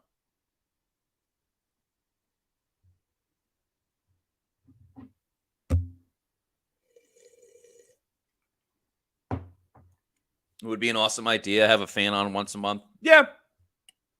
I'm definitely open to it. We obviously, we got to keep the language to a certain degree. Not that I'm saying that you cuss up a storm or anything. I'm just saying in general, got to make sure things that are said are appropriate and things of that nature. But I'm not against it. Rafa says, Matt, after this game from Devin White, does the situation with the team change in any way after this train wreck of a week? As far as his future with the team, no, I don't think he's going to be back next season, regardless of him playing well today. If he could do that every single week, then that's a different argument. But I don't think one good game is going to change that. He has played extremely well, as Trustin says. He's done really well.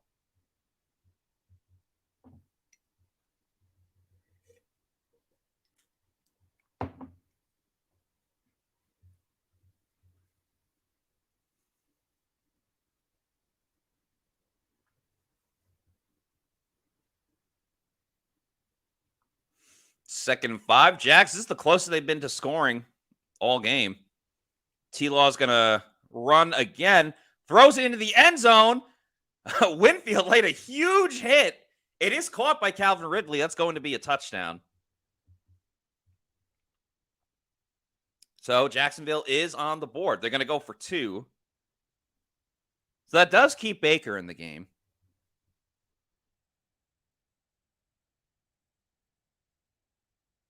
He took a shot from Antoine Winfield. A shot. By the way, Pewter picks and props, my underdog fantasy. I did all the things with the Bucs I was saying earlier. Evans touchdown. Baker passing yards. Rachaad White receiving yards. I also had over on Calvin Ridley receiving yards. It was 55-something. The pass is incomplete, so it'll be 30-6. And then I also had under on the rushing yards for Travis Etienne, which he's at 12, and the Jags have to keep throwing it. So, yeah. Everybody's winning.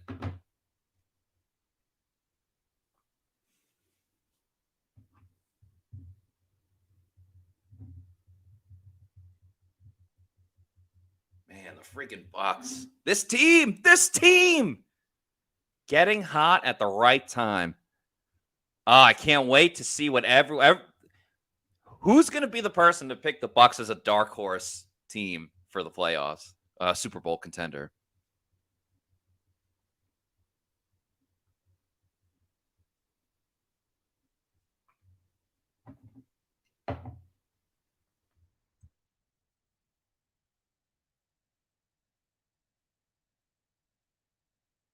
Dark horse Super Bowl contender this week.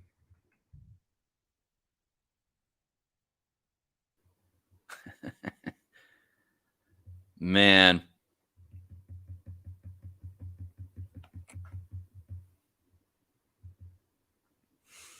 Lord Mazulia says, thank you for the $2 super chat. Says, remember when people said we'd be a 3 to 5 win team?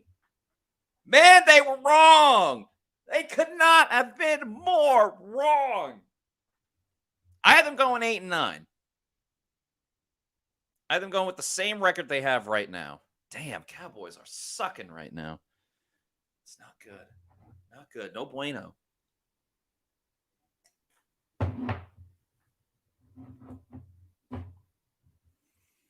Narav says, I saved the graphic that said we'd be a 2-win team.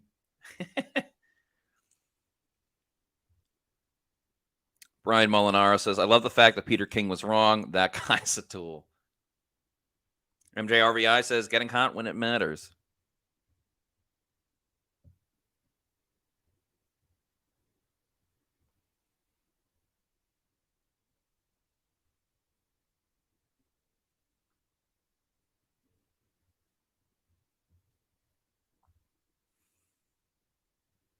Oh, you bet 8 to 10 wins, Shaggy. Very nice. Yeah, Bucs going to be 8 and 7.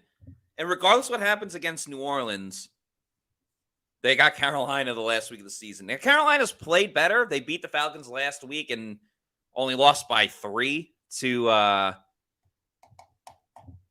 Green Bay. So they are playing better. I wouldn't pick them to beat the Bucs.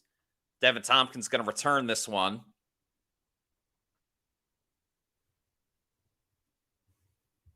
What said I predicted 10 wins? Colin Cowherd is a schmuck. I don't mind Colin Cowherd. I mean, he's mean to Baker Mayfield. I don't like that. Why you got to be so mean? But I think his show's pretty entertaining. Paul, aka Florida Dreamhouse, said, I said 10, maybe 11. All right, Baker's still in the game. I can't imagine he's going to throw it much. As Rachaad White runs it.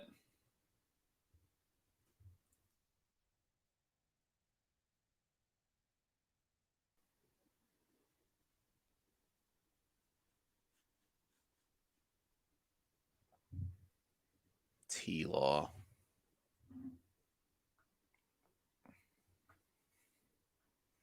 I mean, last week we said the Bucs played their best game of the season. Not anymore. This is their best game of the season. Incredible.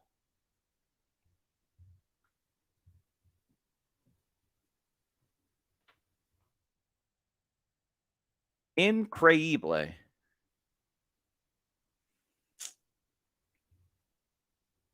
All right, that's it for the third quarter. Put your fours up, people. Fourth quarter. Bucs up 30-7. 30-7. Oh, man. All right. I'm going to do a video about me being right about my picks. Let's see. Should I go like this? Yeah. Yeah, let's do that. All right.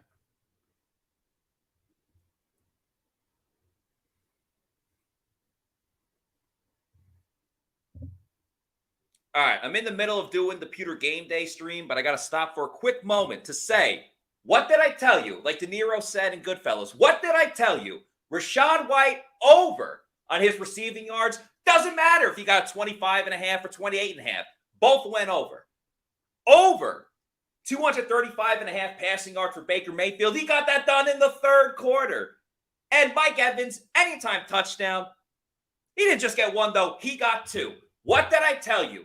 Take my picks every single week. Pewter picks and props. Hit all of those. Calvin Ridley over on the receiving yards. That hit too. And Travis Etienne looks like it's going to hit the under on the rushing yards. What did I tell you? The Bucs props absolutely nailed it. Merry Christmas. Use that money.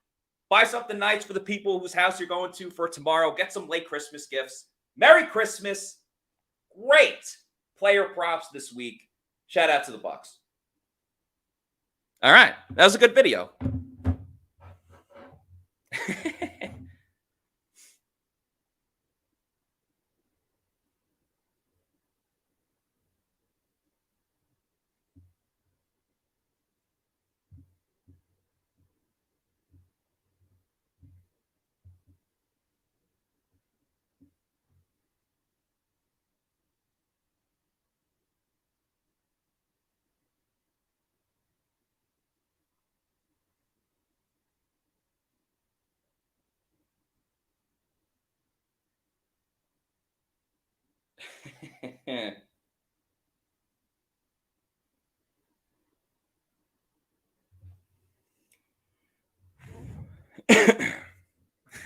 The New York is coming out.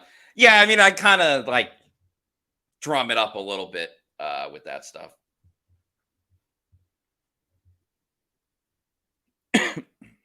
But hey, we got it. Maddie one take. You know what's funny? Shout out to everyone at WFLA. I've been lucky enough that sometimes I'll be on their show on Bucs Bonus and stuff. And the last time I did it, I did my hit, did it all one take, and Dan Lucas was like, all right, nice, like one take. Yeah, all one take. I love it.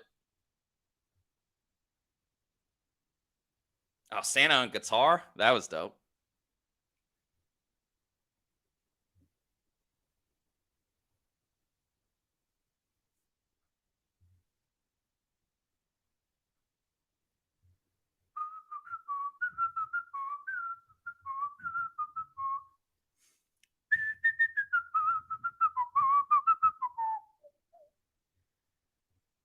Oh, sorry. It is 30-6. My bad.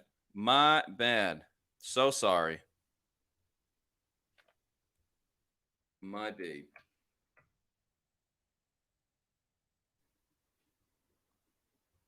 Paul A.K. Florida Dreamhouse says, kudos to Bowles for hiring Canales. I was voicing concern 2 months ago about Canales, but glad to be wrong. Yeah, it's honest, and I get it, but patience is everything, man. Patience is absolutely everything when it comes to this.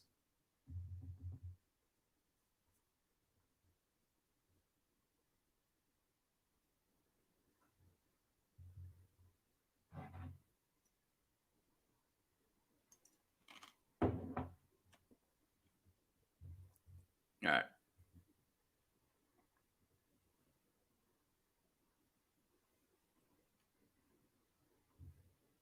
Chris Godwin. There you go, Trustin. That was third down, though. All right, Trustin, how close are you now?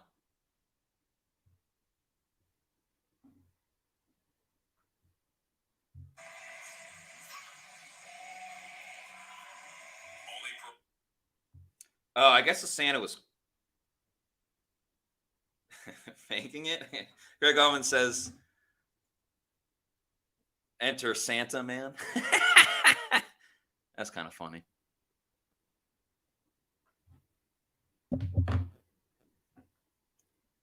Oh, David Moore with the tackle. All right, 13:32 to go. Bucs are up 30-6.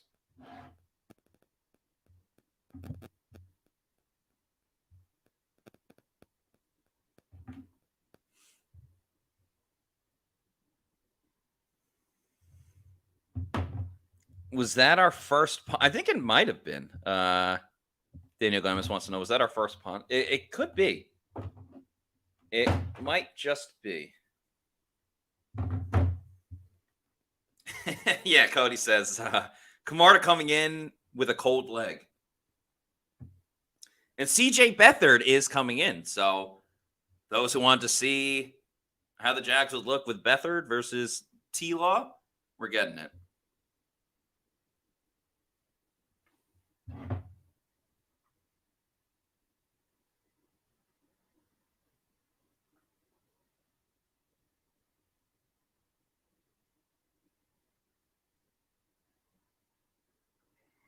All right, I'm in the middle of doing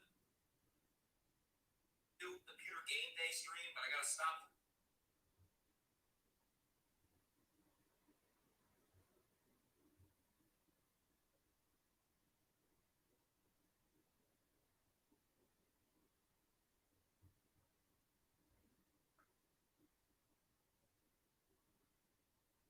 Quick moment to say, I tell you,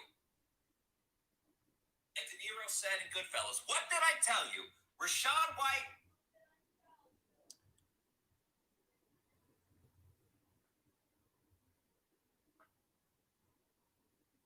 Oh, another forced fumble.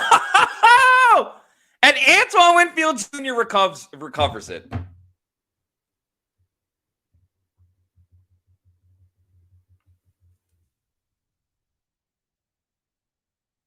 One play and the Bucs get the ball back.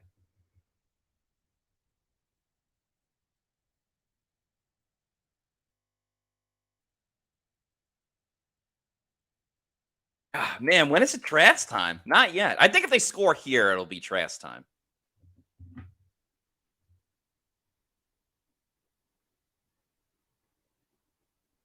Let's see what they do. Oh, Baker. Oh, he got hit. You can't possibly say that's a fumble. That's so damn stupid. Nice tackle. Oh, Chris Godwin forced fumble. I mean, that's an incomplete pass. How stupid are we? Everyone's a stunad right now.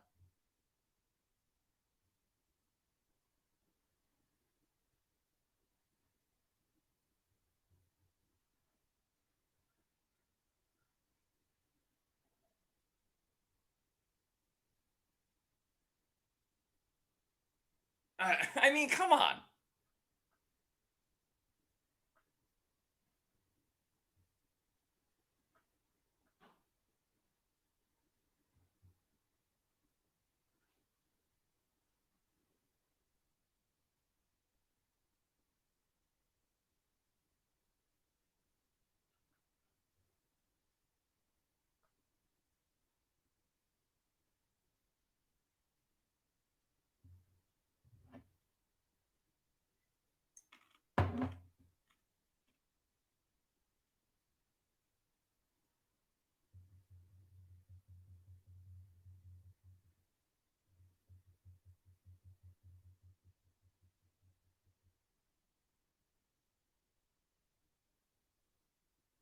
All right, so Bucs get the ball back.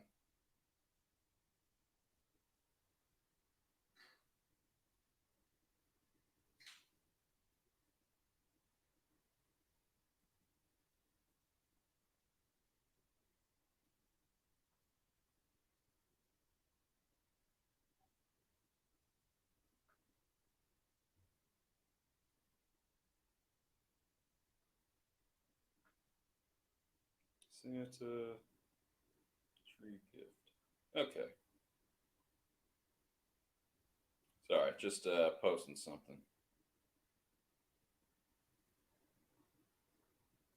Go Bucs. All right. Sorry about that, people. How many experts are going to admit they were wrong about the Buccaneers? Yeah. Go Bucs. NFL. Tampa Bay Buccaneers.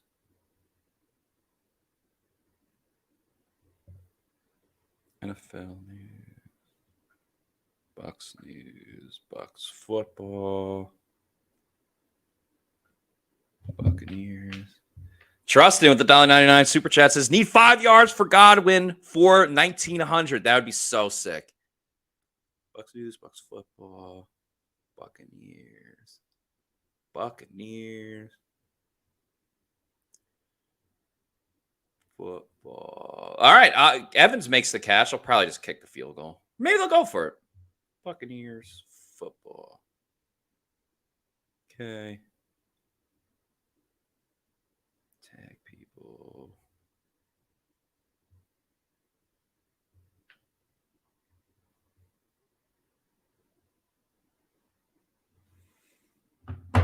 Yeah. Lord Missoula says, go for the kill. Come on.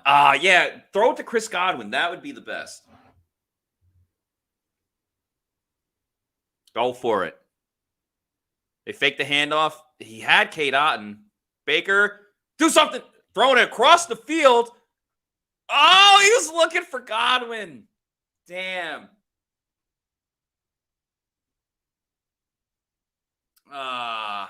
Sorry, Trustin.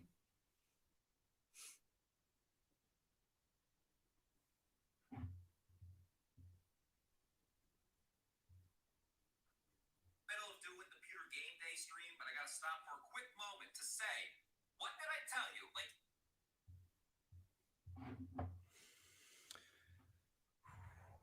Yeah, Godwin didn't see the ball. It was just like the the Hail Mary against the Bills all over again. Nicole said, Chris Godwin looked awfully close to that. Was that catchable? I mean, it landed in bounds, just not where Godwin was standing. So Eugene Ruffin says, we're getting greedy now, LOL. Not really. I mean, they've gone for it on 4th down almost every time in those situations. So, yeah. Corey Robbins says, just logging in. Did anyone address the announcer saying that Bowles is in discussion for Coach of the Year? I don't have the audio on. Some people have mentioned it. Yeah, I think that's crazy. I don't think he should be in contention for Coach of the Year.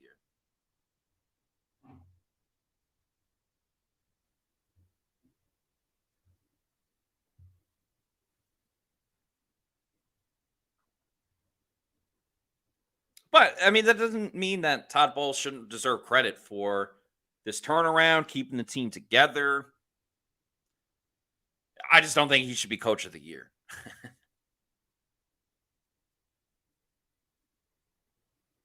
Yeah, another ball Godwin didn't see. Yeah, we'll find out what happens to the Jaguars on this drive.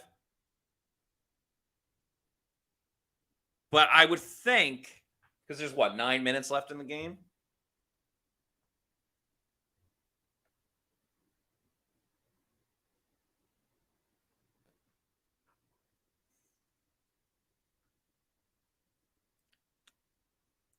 I would think they probably take the starters out the next drive.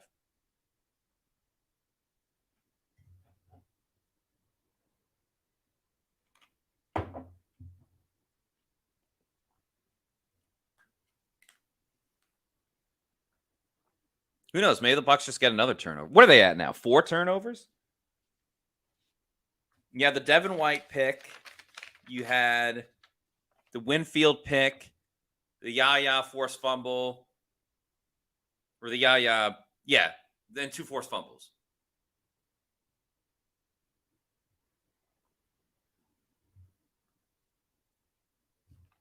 Yeah, 2 picks and 2 fumbles, as Lord Missoula said. Oof. What a freaking day for the Bucs.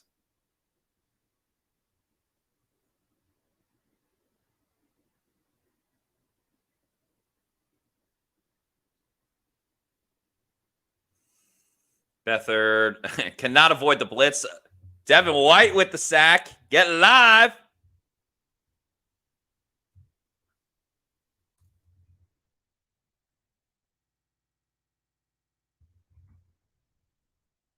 Oh, what? Oh, that's a horse shit call. And I'm saying that because Devin White likes horses. That's a terrible call.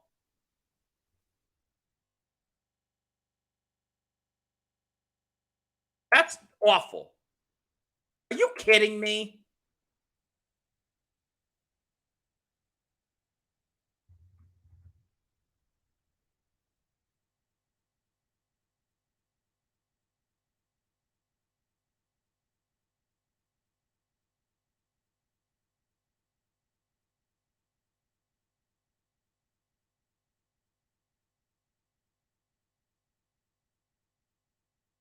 Now the Jags are going to move down the field.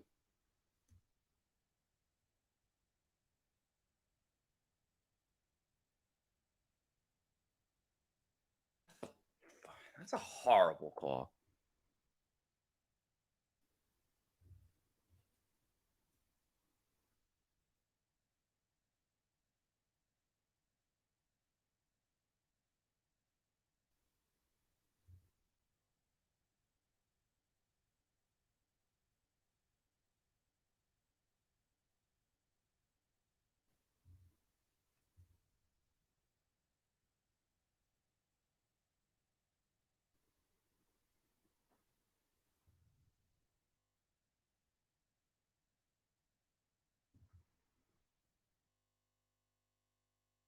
I hate that.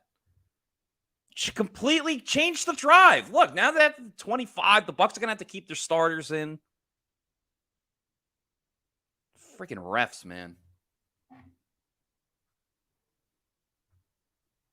But that could help with Chris Godwin.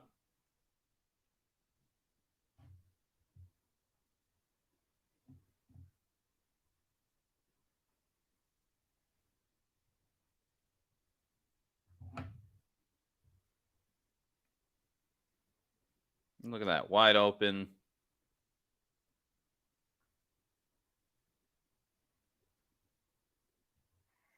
All right, I'm in the middle of doing the Pewter GameDay stream.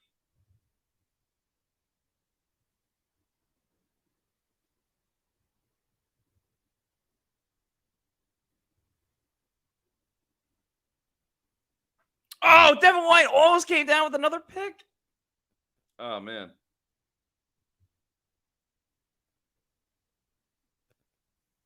O'Keefe is questionable return to this game with a shoulder injury.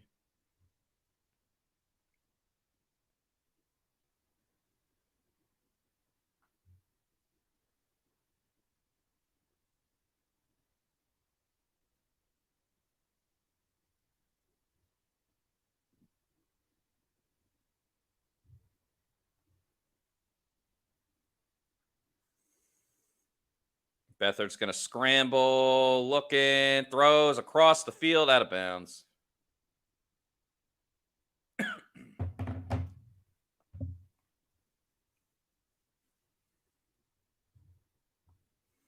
Yeah, White wants a spot back. He sure does.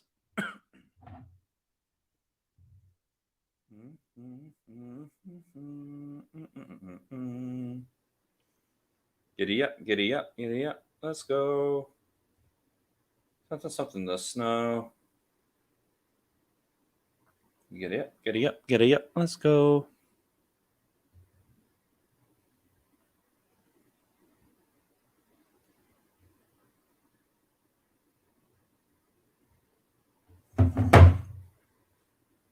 Jags call timeout. Yeah, Eugene asked, keep Carlton or move on. He's been hurt a lot this year, and Zion is stepping up. Yeah, Wow, Todd Bowles is really giving it to D. Delaney. I think Carlton may be on another team next season, just based on the amount of money they're paying him.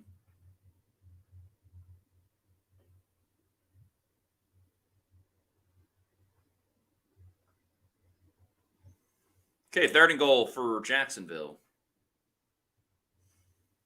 Oh, Shaq with a good pass rush. Someone else got there first. Was that Yaya Diaby or Kalijah Cansey or both? Yeah. Because I thought Shaq was going to get it, but then Yaya just turned it up. Yeah, Shaq was right there. But no, Yaya on the inside. What a game. What a team.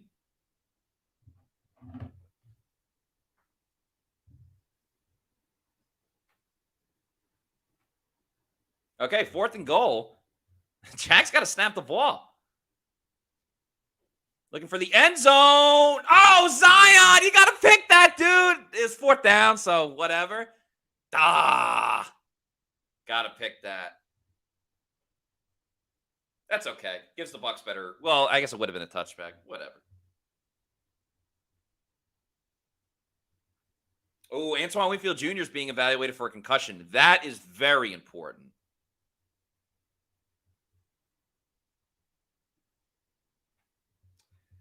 Yeah, so O'Keefe shoulder, Antoine Winfield concussion. I mean, that's the last guy the Bucs can afford to lose on defense. So, yeah. Zion should have had it. Yaya Diaby with the sack. Bucs still playing extremely well. It's nice to see.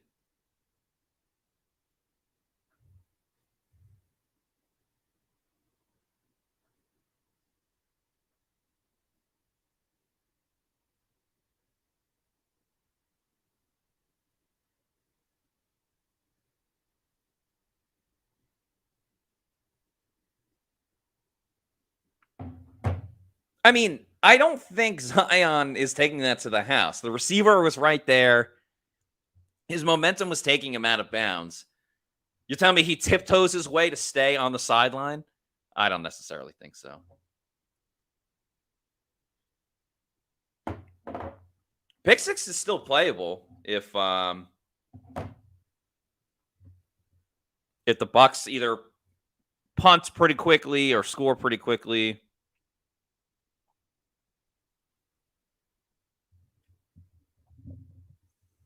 Yeah, Rafa says, complete game today, best game of the year, no doubt. I agree. I'm in full agreement. Giddy up, giddy up, giddy up, let's go.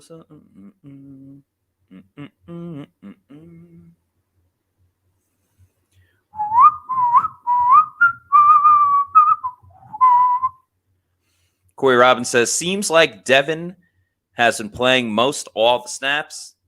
Has he actually been splitting snaps with KJ and or another backer like Bowles and others said would happen? And it's been mostly Devin White. I don't know why he wasn't in on that first play of the game, but yeah.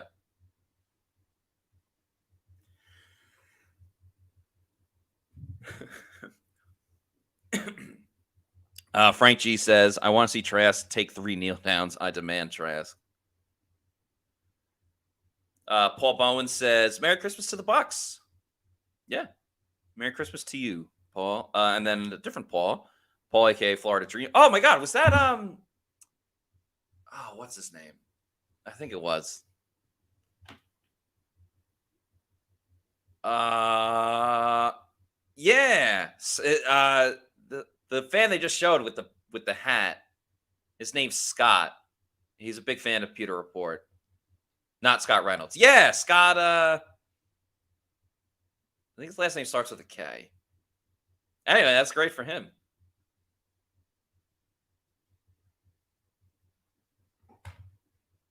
So Mayfield's still in. So if Bucs win one of the next 2, we lock up the division. Yeah, they just have to either beat New Orleans next week or beat Carolina the final week of the season.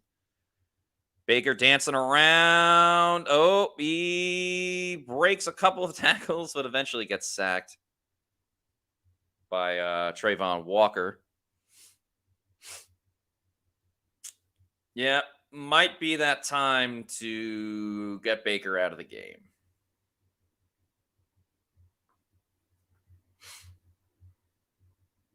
I bet we probably see just like a handoff here.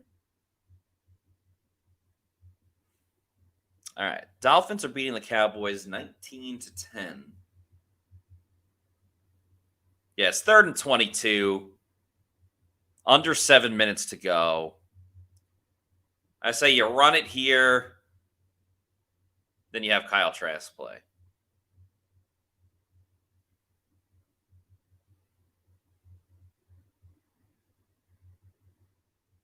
Yep, Bucs are going to punt it.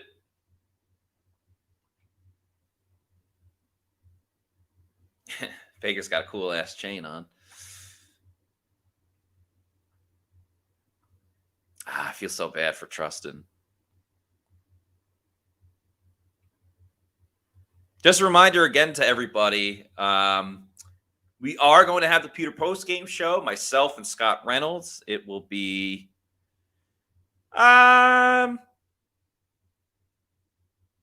probably around 7:30. It'll be after Scott and the rest of the PR staff at the game, after they speak to Bowles and Baker, and Scott does his WFLA hit. All right, Jags get the ball at midfield after the return. So, yeah, it looks like Baker's getting stretched out or something. Took a bit of a nasty hit on that last play.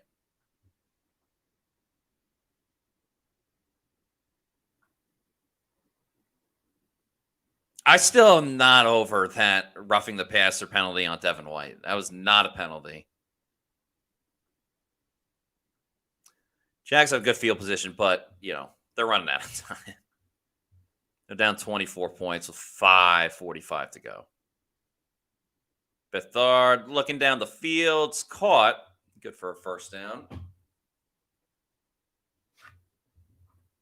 Ooh. Now I got Christmas music stuck in my head. Guess that's what happens when it's a blowout game. Bethard scrambling, tosses to a wide open Calvin Ridley. Up, keep him on the ground. I'm going to guess the refs blew the whistle. That's all I can really, really think of.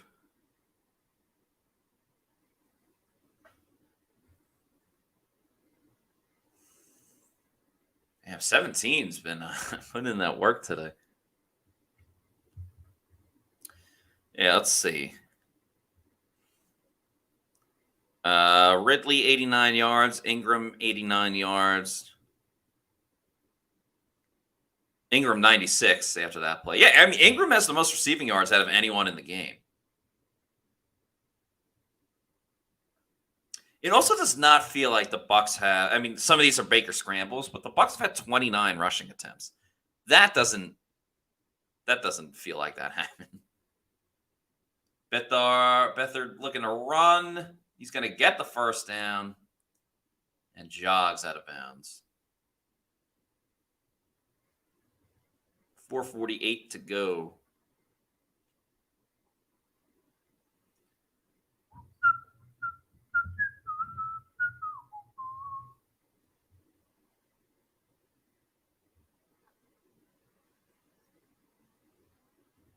Yeah, I thought Levante David was held on that play as well, but the refs don't care.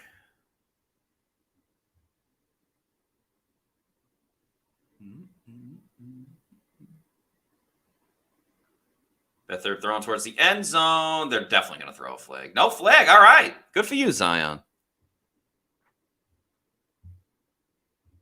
Oh, come on. These refs suck. These refs are terrible. Boo. Boo the refs. Boo.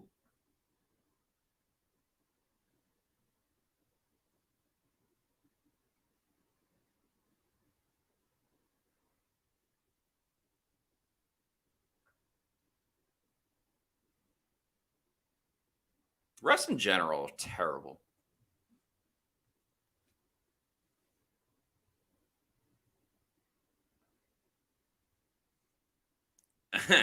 They're running that play? What? Probably going to be offsides. Man, the Cowboys suck on the road. They absolutely suck. I think they're going to get bailed out with a penalty.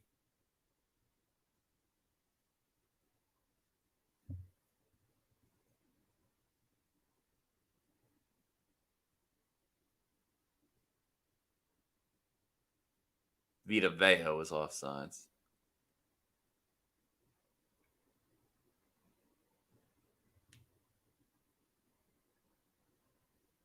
Yeah, I don't know why the refs are like so obsessed with the with the Jaguars right now. Blitz coming. Calvin Ridley makes the catch. That's a touchdown. All right.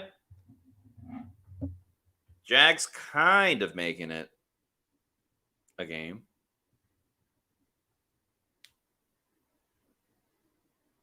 And that's the over. So it's the one thing I was wrong on is the over.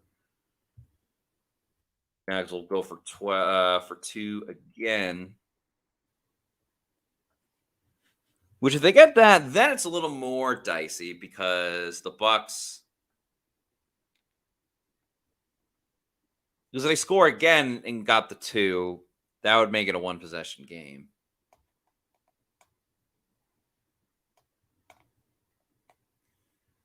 Devin White blitzes. That ball's incomplete. All right, no worries. I'm surprised they didn't blitz Beathard more, just because he's not that mobile.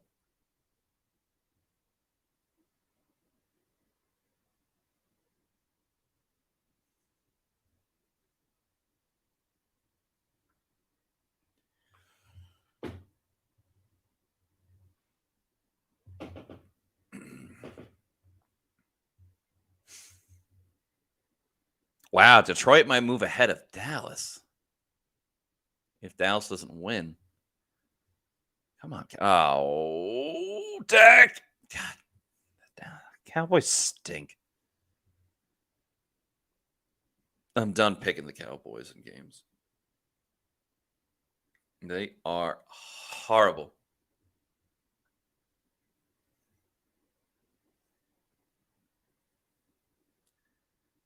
Okay, Baker does not have his helmet. And another Bucs player is really getting wrapped up behind him. Jags will go for the onside kick.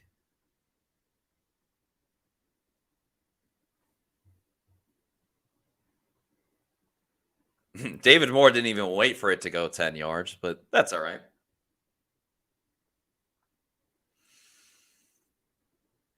Are we getting Trask time?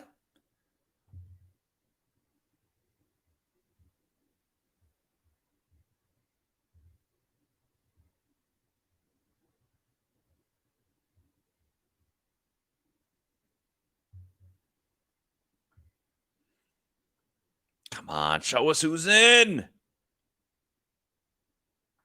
Oh, Bucs are staying with Baker.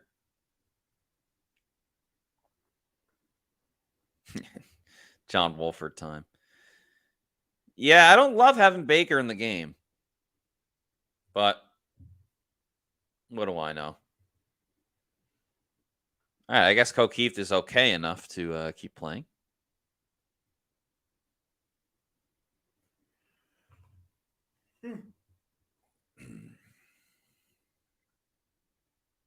That is true. Bowles does like the organization in general. They like to try to get their guys incentives. So this might be the game.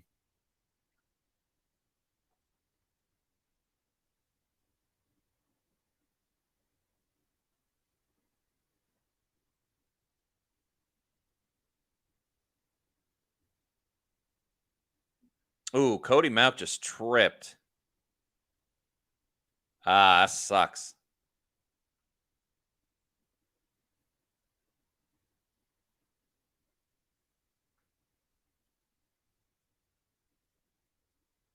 That is true. Jordan Schneiderman says Baker gets a bonus for 85% playing time.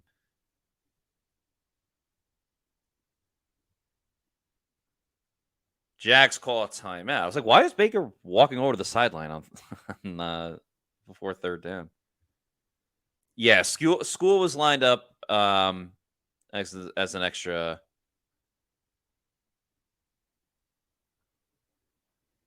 Is he? I thought he was.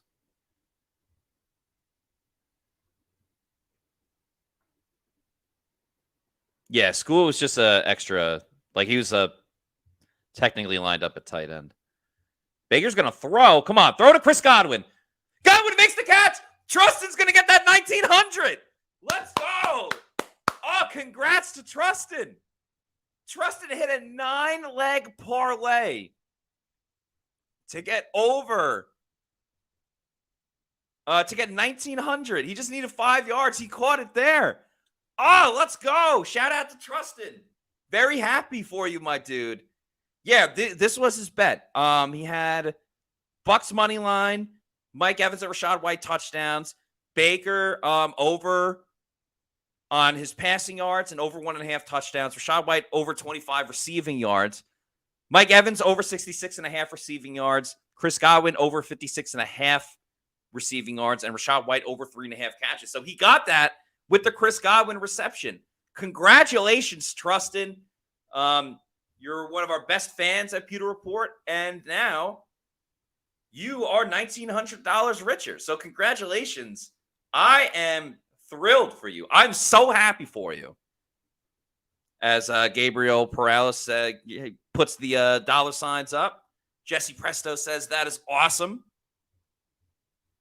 Eugene the Ruffin says, get that money, Trustin. So happy for you, Trustin. Bucs run it with Chase Edmonds, who's trying to find any lane that will go to the $2 super chat. Or $2. I mean, that will go to the 2-minute warning. Yeah, George Steinerman says, sick bet.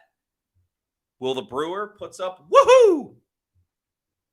David Doker says, congratulations. MJRVI says, let's go, Trustin. I love the Bucs. Baker going to be the one for us. Money, money, money, money. Canals, we are going to put Trask in. Shaq Barrett has a groin injury. He is questionable to return.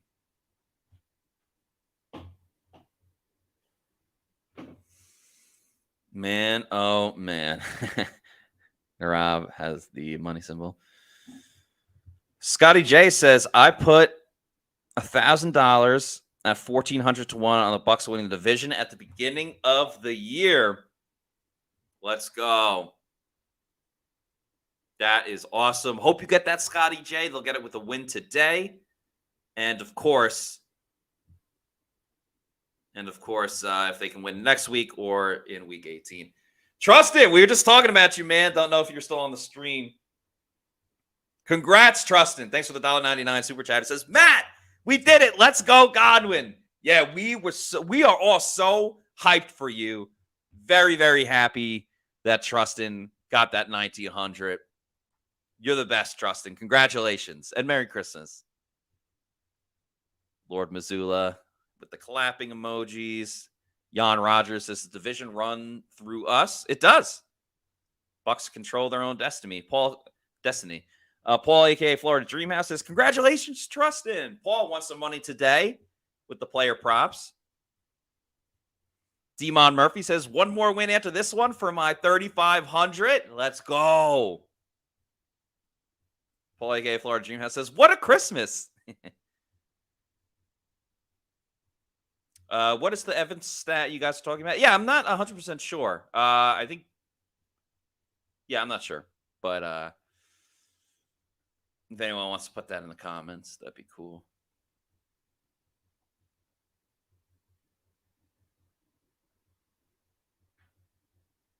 Or maybe someone bet on Mike.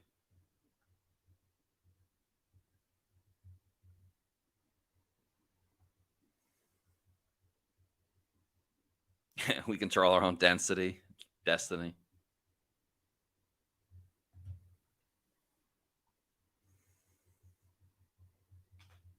All right, Cowboys getting the ball back. The chance to take the lead.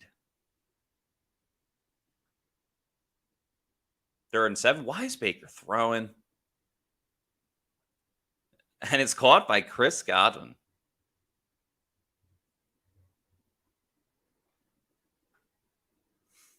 So even more stats for Chris Godwin.